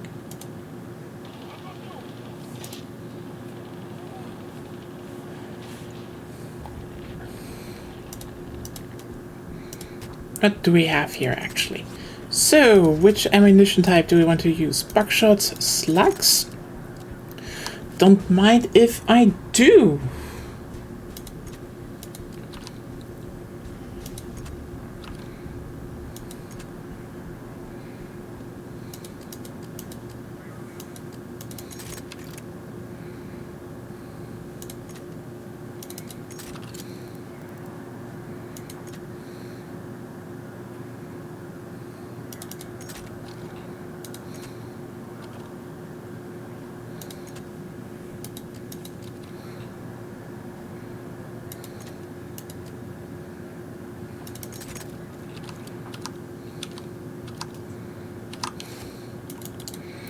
I mean, the shotgun was already good, but what do you tell me? Hey Pablo, how are you doing? Also playing? Or like planning on? I've been playing both you know, both betas right now a lot, and I'm like I'm a bit sad I need to wait until okay. I need to wait until October to play more.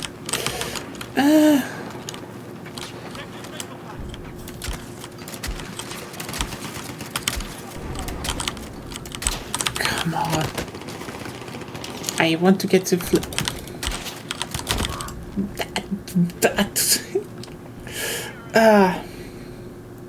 So yeah, we're on the, one of the 2 New York maps right now. It's pretty fun. Honestly, this is like, it's kind of wild to say that this is probably like the first game in a long time in the series where I'm just like, yeah, they nailed it again. Not perfect, they already said like, oh yeah, we're working on a bunch of stuff, like, this is a beta, like, you know, oh hey, we... What?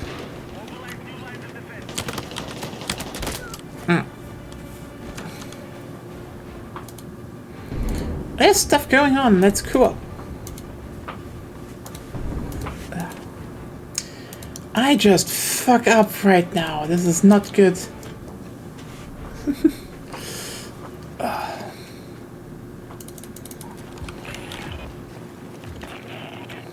Ow. Okay, now focus. Let's get those slugs connected. Our troops have wiped out half the enemy forces.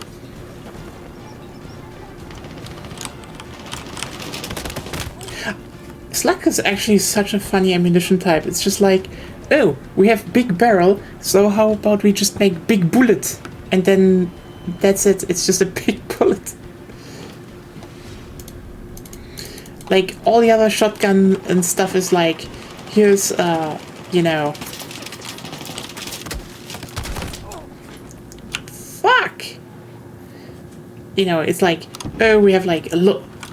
you know, buckshot and then birdshot, and then you can have flechette. Flechette sounds so nasty. I'm like, is this actually a thing? Or is this like a...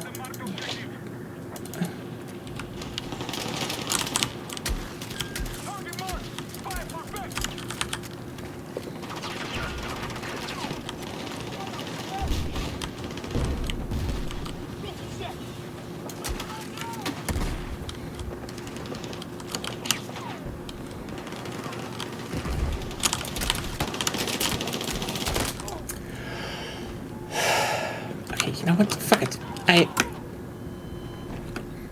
I'm going back to buckshot, and then I will change this goddamn shotgun to flechette.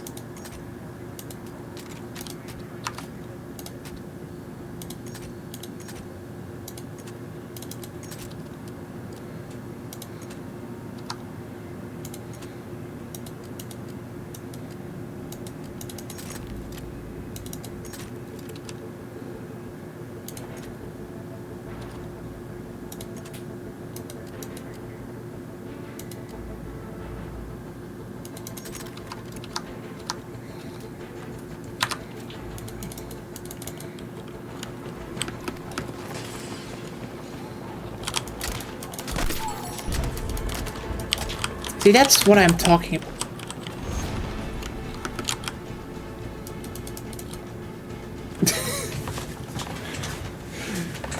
Well, had them almost in the second sector. Almost. So yeah. Have you played? So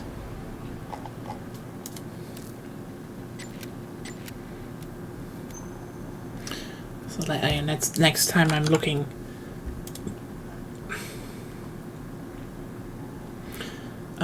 If I can get to flechettes, because I want to try the flechettes in this one.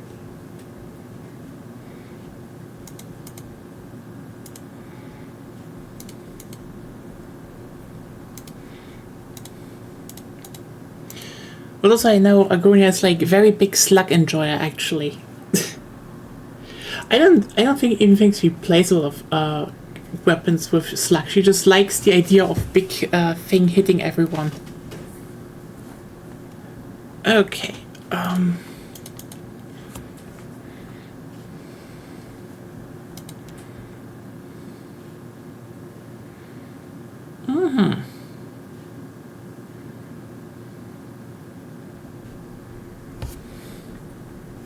It says breakthrough, but then it's conquest. On Empire State, it says conquest, but then it's breakthrough. Cool.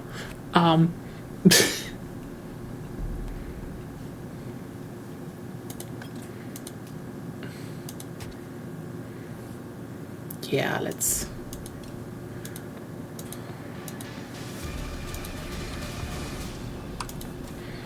Get some engineers play going. All call signs, you are cleared to attack. Secure the OPJs and defend against any hostile acts. Move out.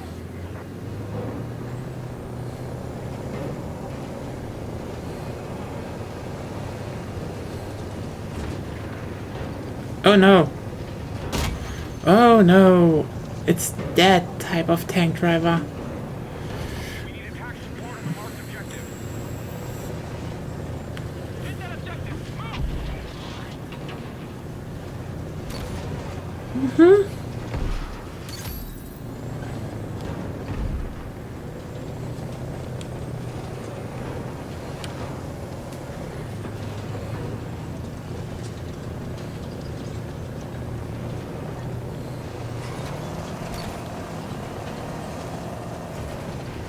We have secured Charlie. Aircraft fuel are ready. Pilots are ready to engage.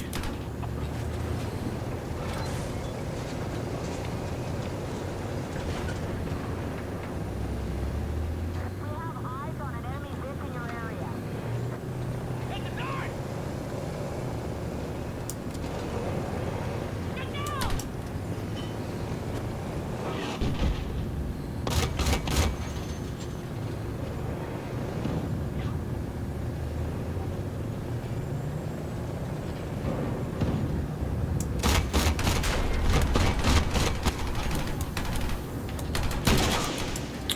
Dun dun dun dun dun dun.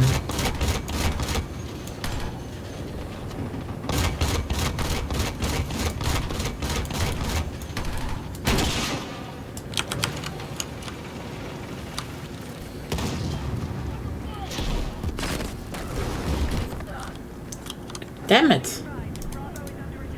Bravo is under attack.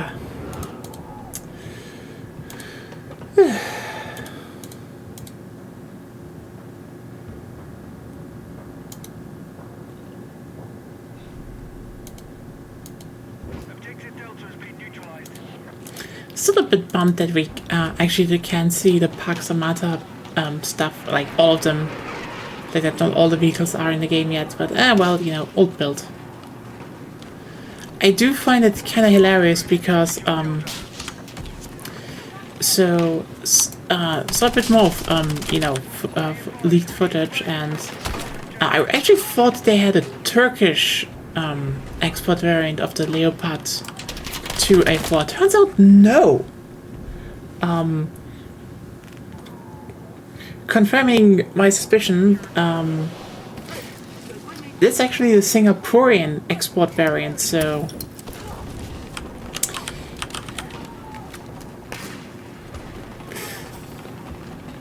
Pax Amata is running around with gear from Southeast Asia, wouldn't surprise me if Singapore backed them. And the rest.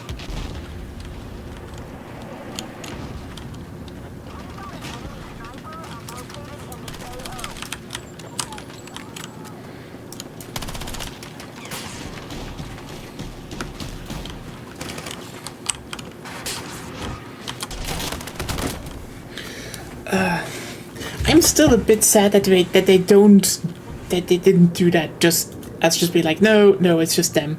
Because like, here's the thing, okay? Like, I kind of get why, you know, when it comes to, you know, semi-realism games, even if they are set in like alternate realities, like this one is, like, this is, like, Battlefield is just at this point basically slightly more realistic Ace Combat. And I mean that very positively, actually. It's good that they stopped caring. It's just, I feel like they definitely are held back by certain things while needing to work towards by wanting to work towards others. And it's kind of funny, really. Like, I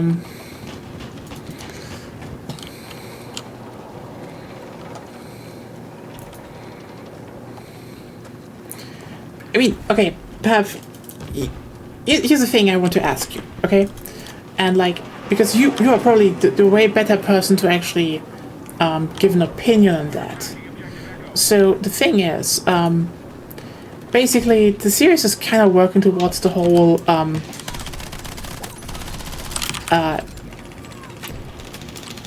it's basically working towards the whole Pan-Asian coalition of 2142 always. That's like, currently, like, for the last two games, it's just a thing they've been doing. But I feel they definitely didn't want to go with, you know, PAC was funded by China. They definitely want to be like, you know, at some point Japan got roped in, but, you know, it was someone else. And apparently, with this title and to a degree already with 2042, their answer is Southeast Asia gets payback on the West, which is, I don't know, how do you stand on this idea of, you know, nations from SEA banding together and throwing their money and militaries behind, you know, into one coalition, just being like, nope, fuck the West, we're invading back now. Because I like that idea. Like, there's this weird thing of like, you know, oh, who are we portraying as the quote-unquote evil people? And like,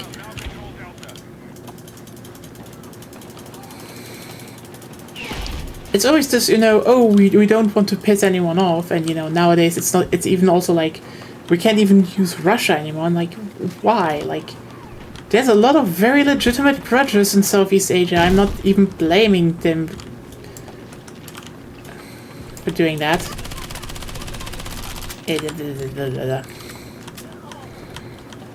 So yeah, what's your opinion on Come on, don't change that. I was killing them.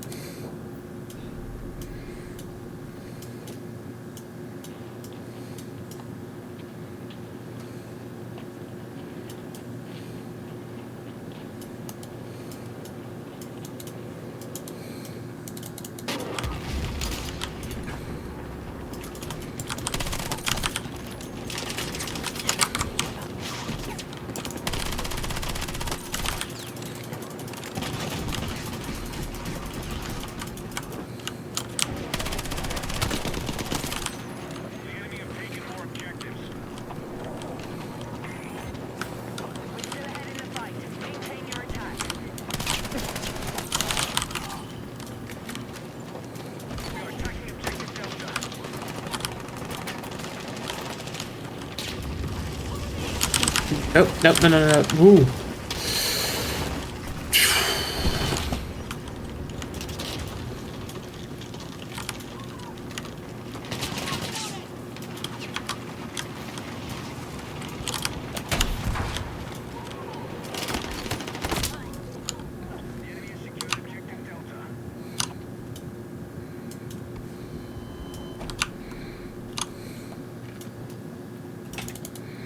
Oh, let me spawn.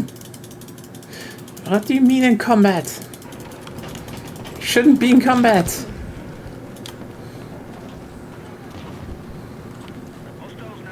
Well, I don't need to press C. I can also just press space. Wait, that makes so much more sense. There we go.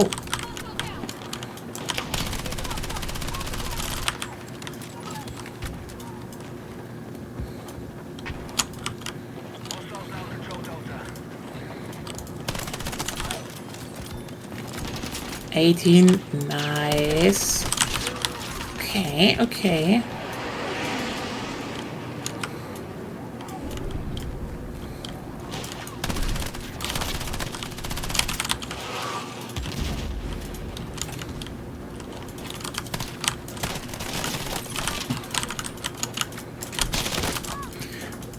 I really like that a lot of the guns have some weight behind the animations again. I mean, that was definitely missing. Hey!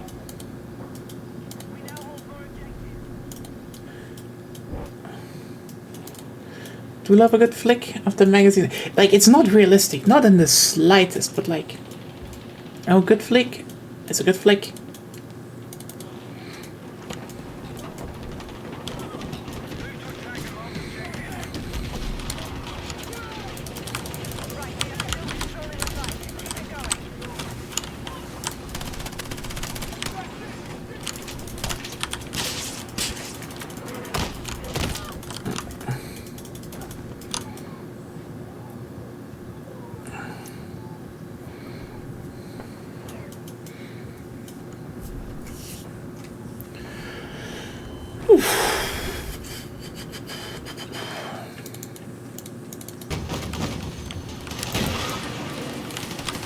People still getting like the final repairs in.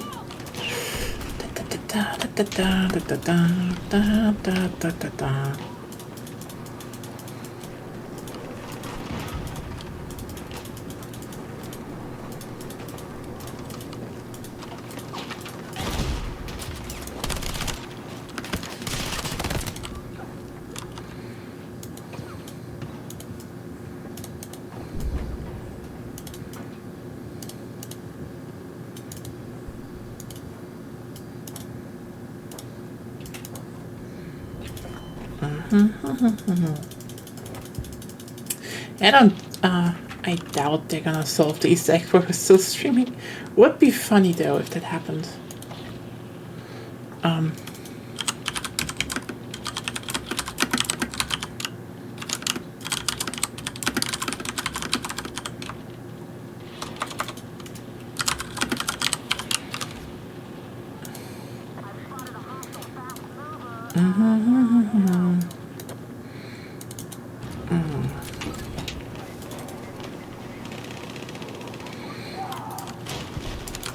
Yeah, that's mine gun.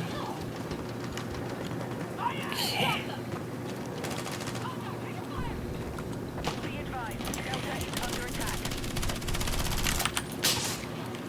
We need to rally defense on the marked objective. We're still ahead of the fight. Maintain your attack.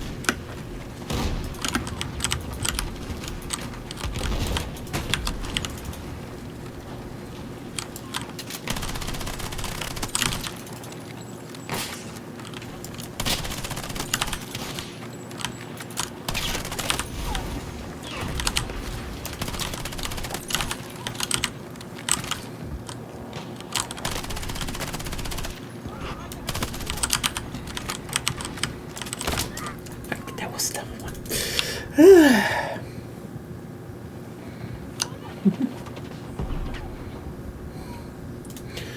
Okay, let's actually do some stuff here. I was done with it, so...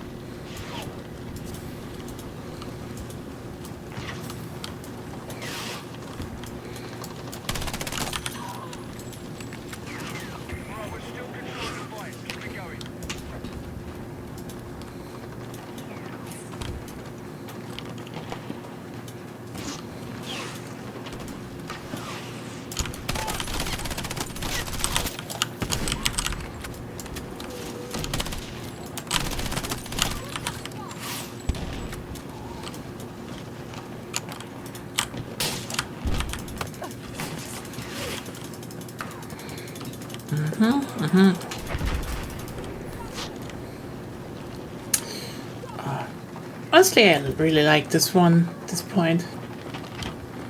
It's really cool that you can just storm this,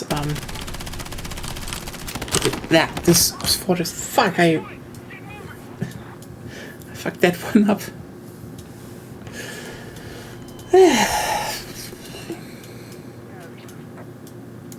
I do wonder if someone is actually making Hotwire in this one, though. It would be kind of fun to be able to, you know, drive around in civilian vehicles again and have someone constantly repairing.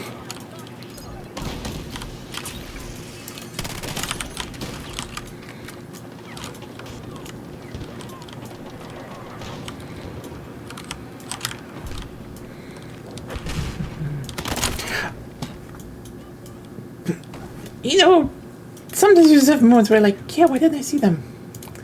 Ah. I'm fucking blind.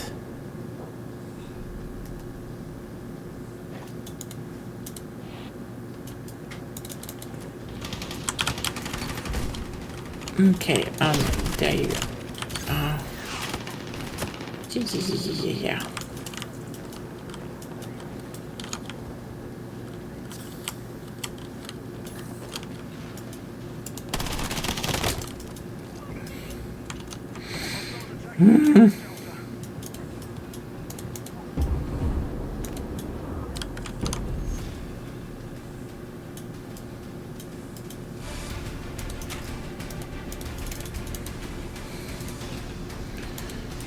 Okay, I mean,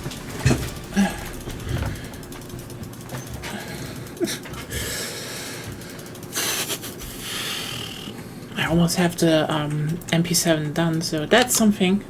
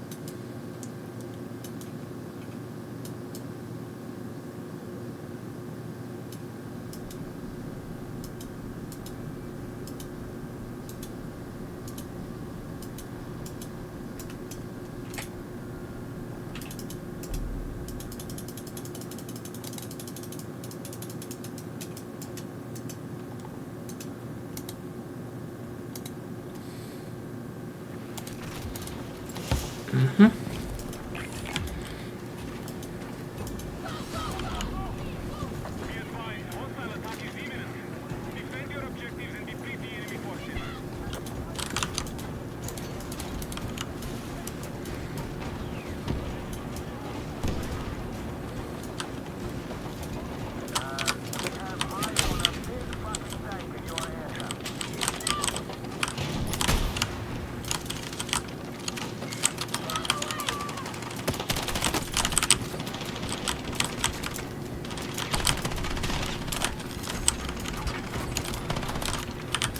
There we go. Time to switch.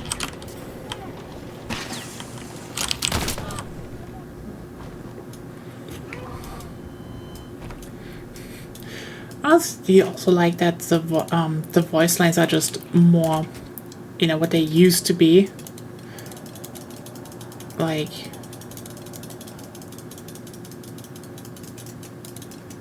we got eyes on the big fucking tank in your area. It's like, yeah, that's a better line.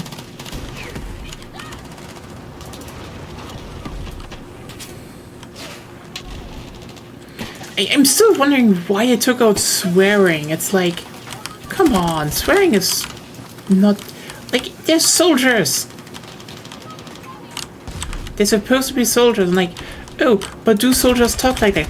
I don't know. I can definitely see it because, like, let me put it like this. Every time I see what people say what soldiers should do versus how they are in the field, it's very fucking different.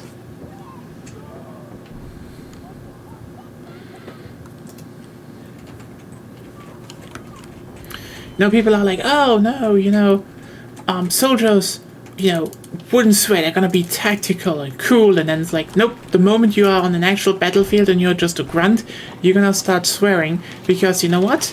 You're gonna have stress, you're gonna have tension, and you're not gonna give a single shit about being professional. You will only do that if you're fucking cosplaying. And try to be like the biggest motherfucker on the school ground, but like, sorry. Nope. Suddenly people are like,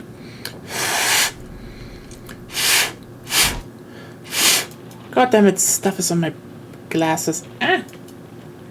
Glasses paints. Oh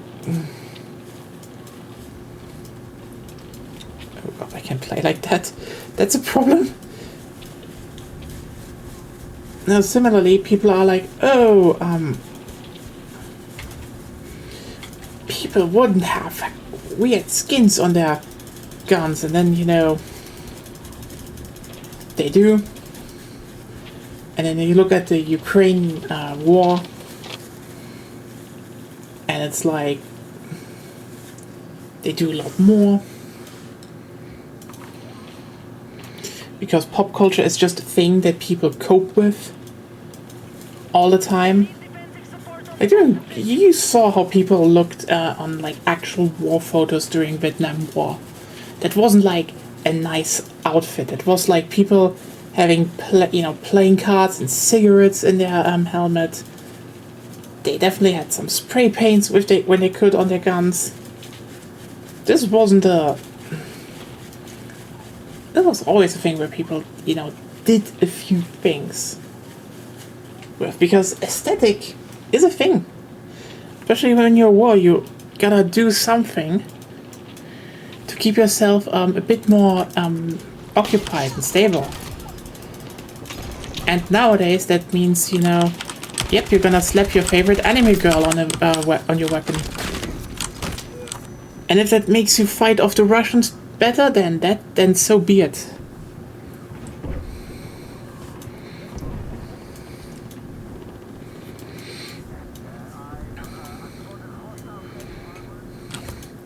You know, there's like one brigade, one anti-armor brigade in Ukrainian army that's literally called the Corner Brigade, which is like, oh.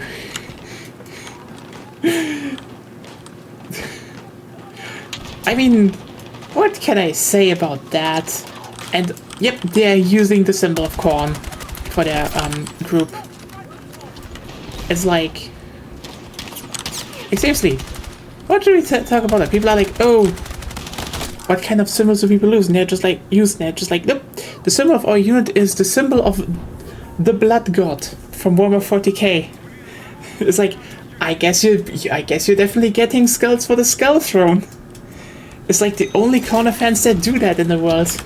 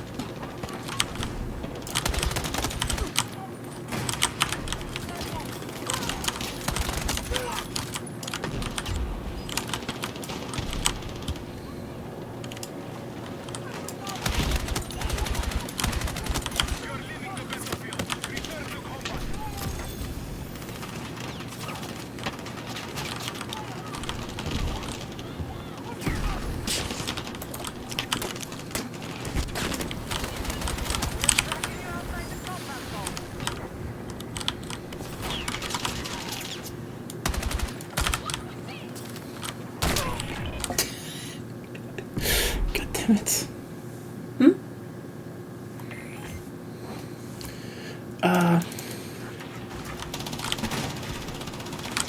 Honestly, I really like thermobaric right now. Instead of the shotgun, definitely an upgrade already. It's so funny how people are like, oh yeah, you can have a secondary main weapon, and like, okay. It can be useful, don't get me wrong, there's probably...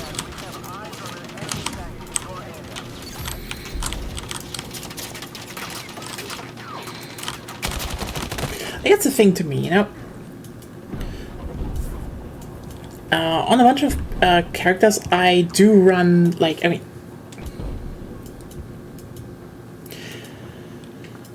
When it comes to sidearms, okay? In previous games, I did run a lot of times, or at least I liked running, some heavy hitters. Like, for example, in 2042, I have on a bunch of characters, I have just a shotty because, like, you know, you bring out the mini shotgun and you have 3 shots. It's very fun to do that. You're just like...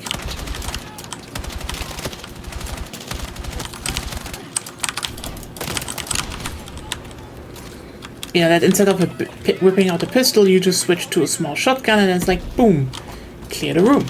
That's cool. That's fun. And basically, this is just that, but you know, you're using an actual normal shotgun, which has a bit more of effective range. It's fine. Like, I know people are like, nowadays, they're currently complaining about it, like, the sling is not a problem. It has a pretty big downside. I would even say, consider not using it, because, you know, I'm not doing it as of now.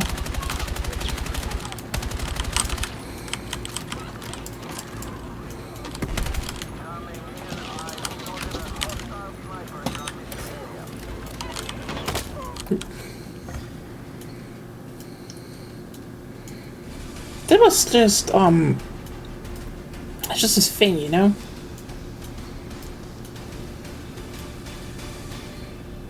Oh. Hey, top squad! Wait, what was the squad? Ah, okay, I'm just down by 5, but hey! Help get us up there.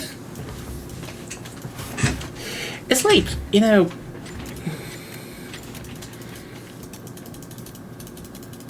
Yeah. I get that. It's good. I like having a shotgun and the secondary of that, because it's one of those things that you can just use pretty well. Like, there's always gonna be a situation where, like, oh hey, I'd rather have a more close quarters weapon now. Whoops, switch to that. Now, how you balance that? Different solutions. Like, again, you could just make it a secondary with limited range and limited ammunition. Sure. You could also, you know, make it take up a gadget slot and reduce your overall ammo capacity. Also doable. The thing is, you know, using thermobaric right now and the normal AG launcher is, by all means, better. I don't need the shotgun. It's just one of those things where I would say, like, limited options create impressions that something is strong, when in reality it's more average.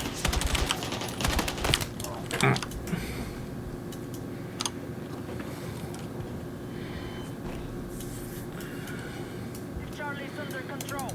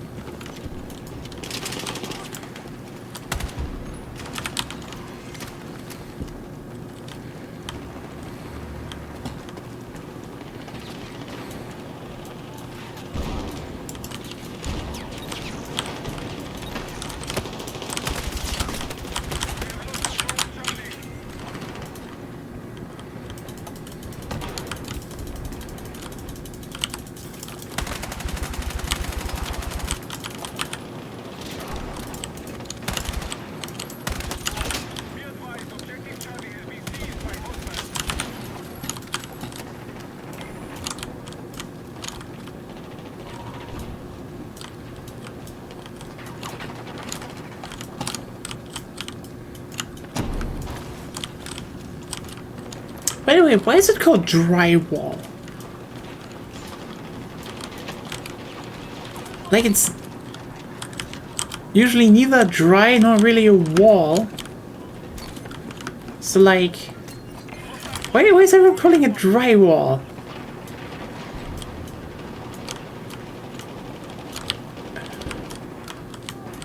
It should be called reinforced cardboard.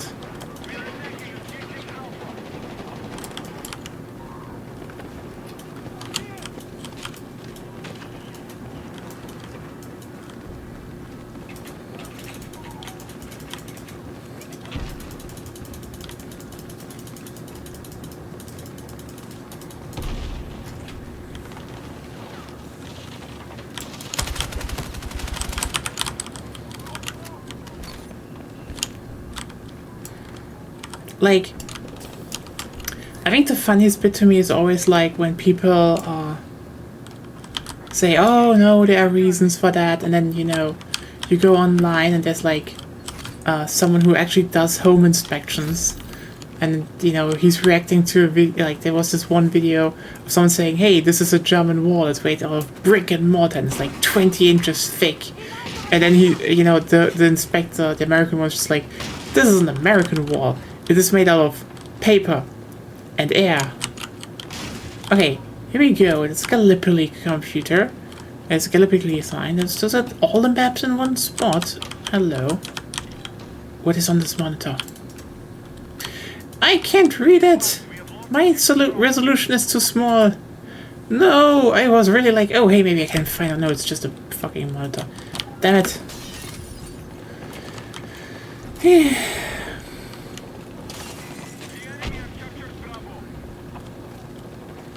But yeah, it's like it's made out of paper and air. Yeah, it's a fucking US wall. What are we talking about here? And like, it functions as a wall, just not for that long.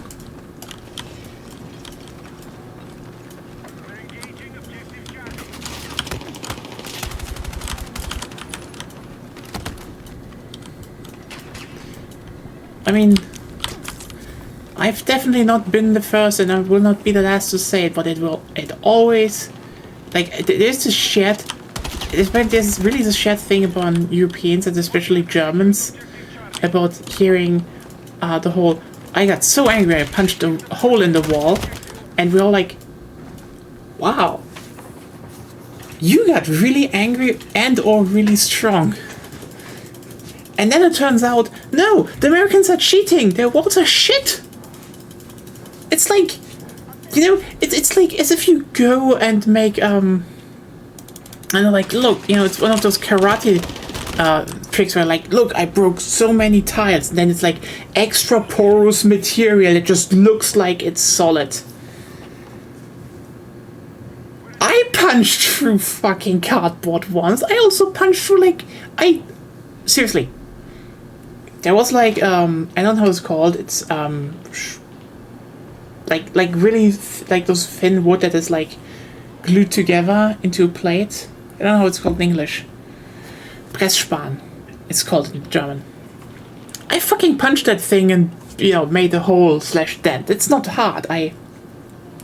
Sure, this was during when I trained more and I was like more sporty.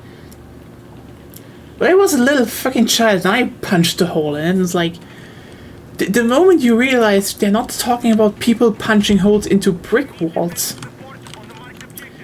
you feel cheated, because like yeah, I get it. Everyone's saying, you know, they couldn't imagine how they did that. I'm like, yeah, I did. I also didn't, so I just thought like it was an exaggeration. No one could do that. And then you see the pictures. And you're like, how the fuck did they do that? And then you just learn, yeah, the greatest nation on earth has the weakest walls. And gas leaks. There's so many fucking gas leaks. Oh boy. Like, you know, we joked about a while ago, you know, about the fact that, you know, in America, so many people probably just have lead poisoning. Period.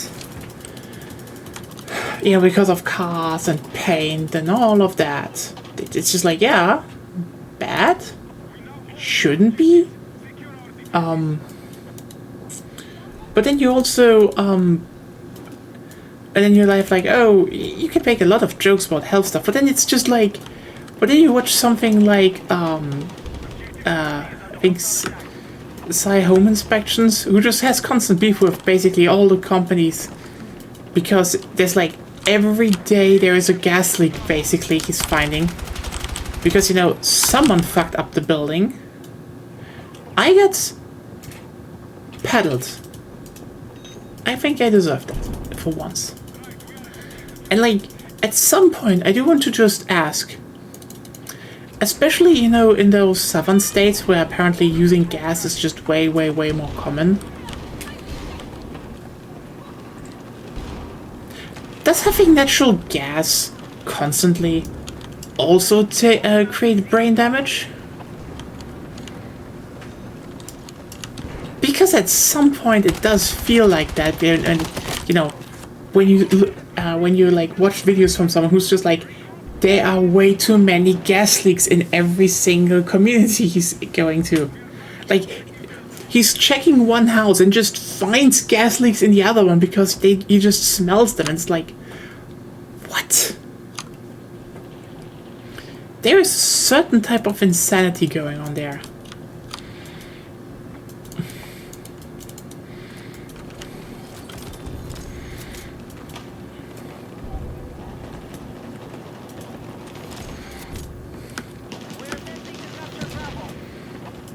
Oh well.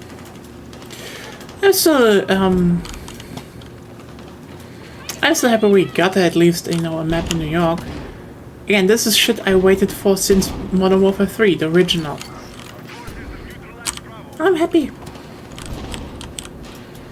Still very interested in what is gonna happen in 2042 with Iwo Jima, because funniest shit I saw online, and this is like again nailing my assumption that people do not play video games, do not you know,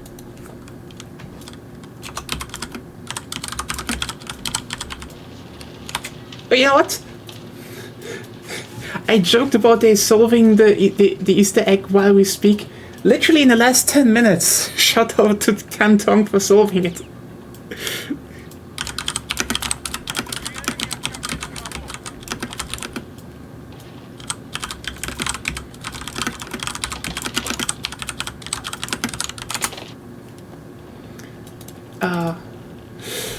It's funny. But like, yeah, I think people, you know, have no idea because, you know, they hear, oh, Iwo Jima is coming, and people are like, oh, I want to have the version from 1943, and I just sit there first, like, that's a remake of the version from 1942. I am holding back of saying idiot so hard right now. I'm nice here. Second of all, why? It's a hill! The map wasn't bad, but come on! It's so weird that then people are like, oh, I want to have this map, this is the best, and like, no, you're just repeating shit. Because like, I like the location of Iwo Jima, but sorry, Battlefield 5's version was better in every single way. It just was better. What are we doing here? What are we talking about?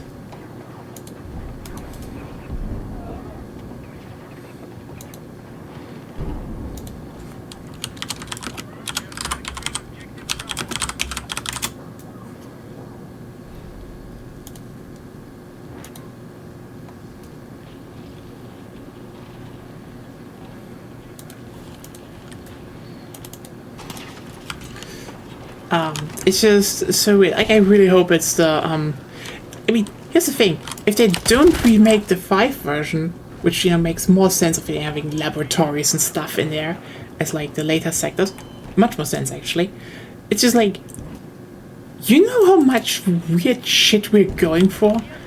It would even be, it would actually triple funny if they, you know, did a new version of the map, because then we would have, actually have free version of the map being called Iwo Jima, and everyone would be just confused to hell and back. Actually, I approve that, but I do wish it would happen to Suez Canal first. But yeah, no, the Battlefield 5 version of Iwo Jima is just better, I'm sorry.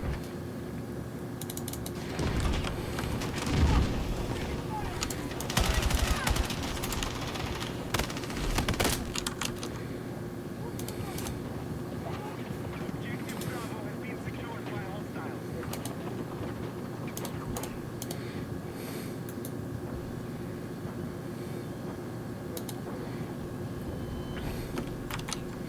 Well,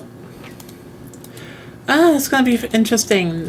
So everyone is actually, they're really barreling through the Easter egg today. Good. That definitely means we can... Oh god, that means they could drop the update on Tuesday. Oh no. I want to have some peace.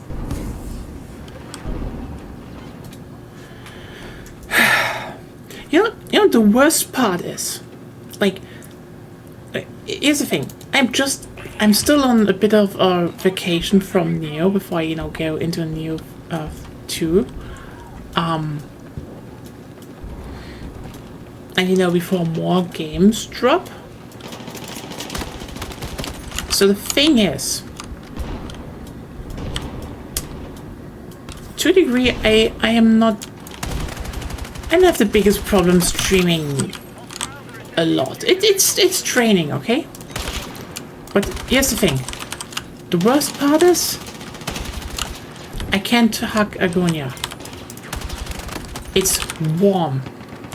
Like, even if it's, you know, even if it's not over 30 degrees in the day anymore, it's still too warm in the night. And, like, what are we doing here?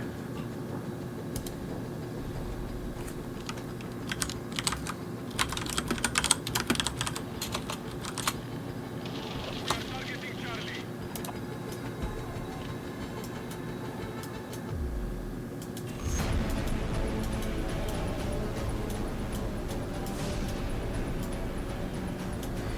Hey. So yeah, let's go out of here and...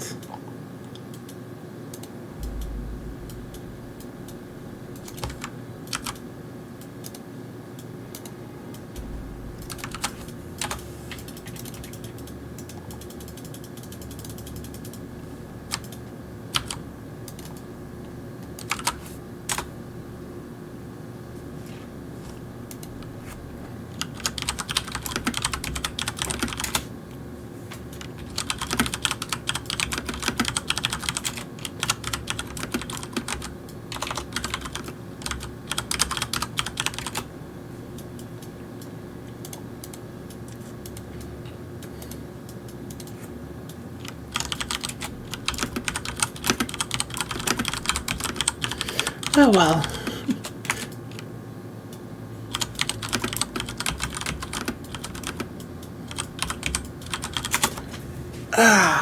So, yeah. Thanks everyone for being here. I think this was like literally the last time we stream this before the game comes out, because I don't think they're making a final beta. Maybe they're like, you know, here's a final weekend, you know, before the game launches, but like that would be in October and I don't care until then. But yeah. This was Battlefield 6. Overall, as I told you multiple times, I like this game. It's fun. It's really fun. I want to play it more. I hope October rolls around soon. I have to wait. Sadly, that's me.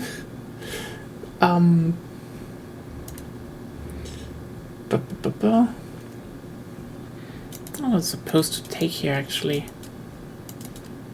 Oh, actually, correct barrel already. Oh, this one actually. Okay. Oh, I don't. Oh, actually correct.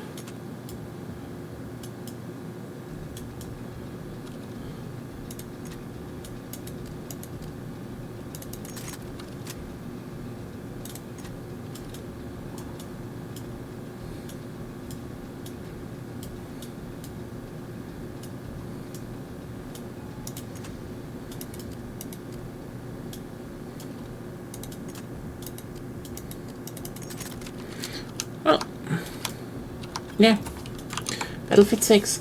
Yeah, if you see me still playing it, this was just probably gonna be if like a friend finally asked me tomorrow. So who knows? But yeah, I like it. I can recommend it. It's like, you know, if you ever were like, hey, I want to have a Battlefield game again. It feels like Battlefield 3. There you go. Yeah, I think Rush is fun. I think Conquest is fun. I think Breakthrough is fun. I actually like the maps, all of them. Yeah, they are more close quarter stuff, but like, holy shit. We wanted that. We literally said that. And if people are like now saying, oh,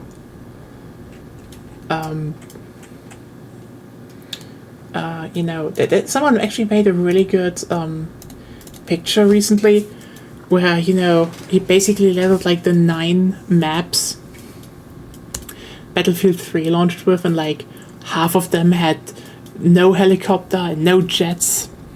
It was like, what are we doing here then? Giving us these small Call of Duty like urban warfare conquest maps. I'm like, yep, it's the same as back then. You know, I kind of hope they will maybe sneak in like a final beta, like shortly before launch, be like, hey, here's a tank map. Like, you know, new Sobek City, maybe, hail Sobek. May fertility be fruitful. But otherwise, yeah, it's good. I will get it. You will hear way more from me when this is out. And I hope I can play with you all, actually, when this is out. So, yeah, see you all around. Again, final shout out to Kantong for, like, probably solving the last step in the Easter egg. So, gonna be very interesting to see where Battlefield 2042 is going. And when that update hits, you will see it on my channel. But until then, have a wonderful night. Have a wonderful weekend ahead of you. See you all tomorrow for the next part of Harvey's New Eyes. We're gonna have some problem solving in the very morbid way. Good night.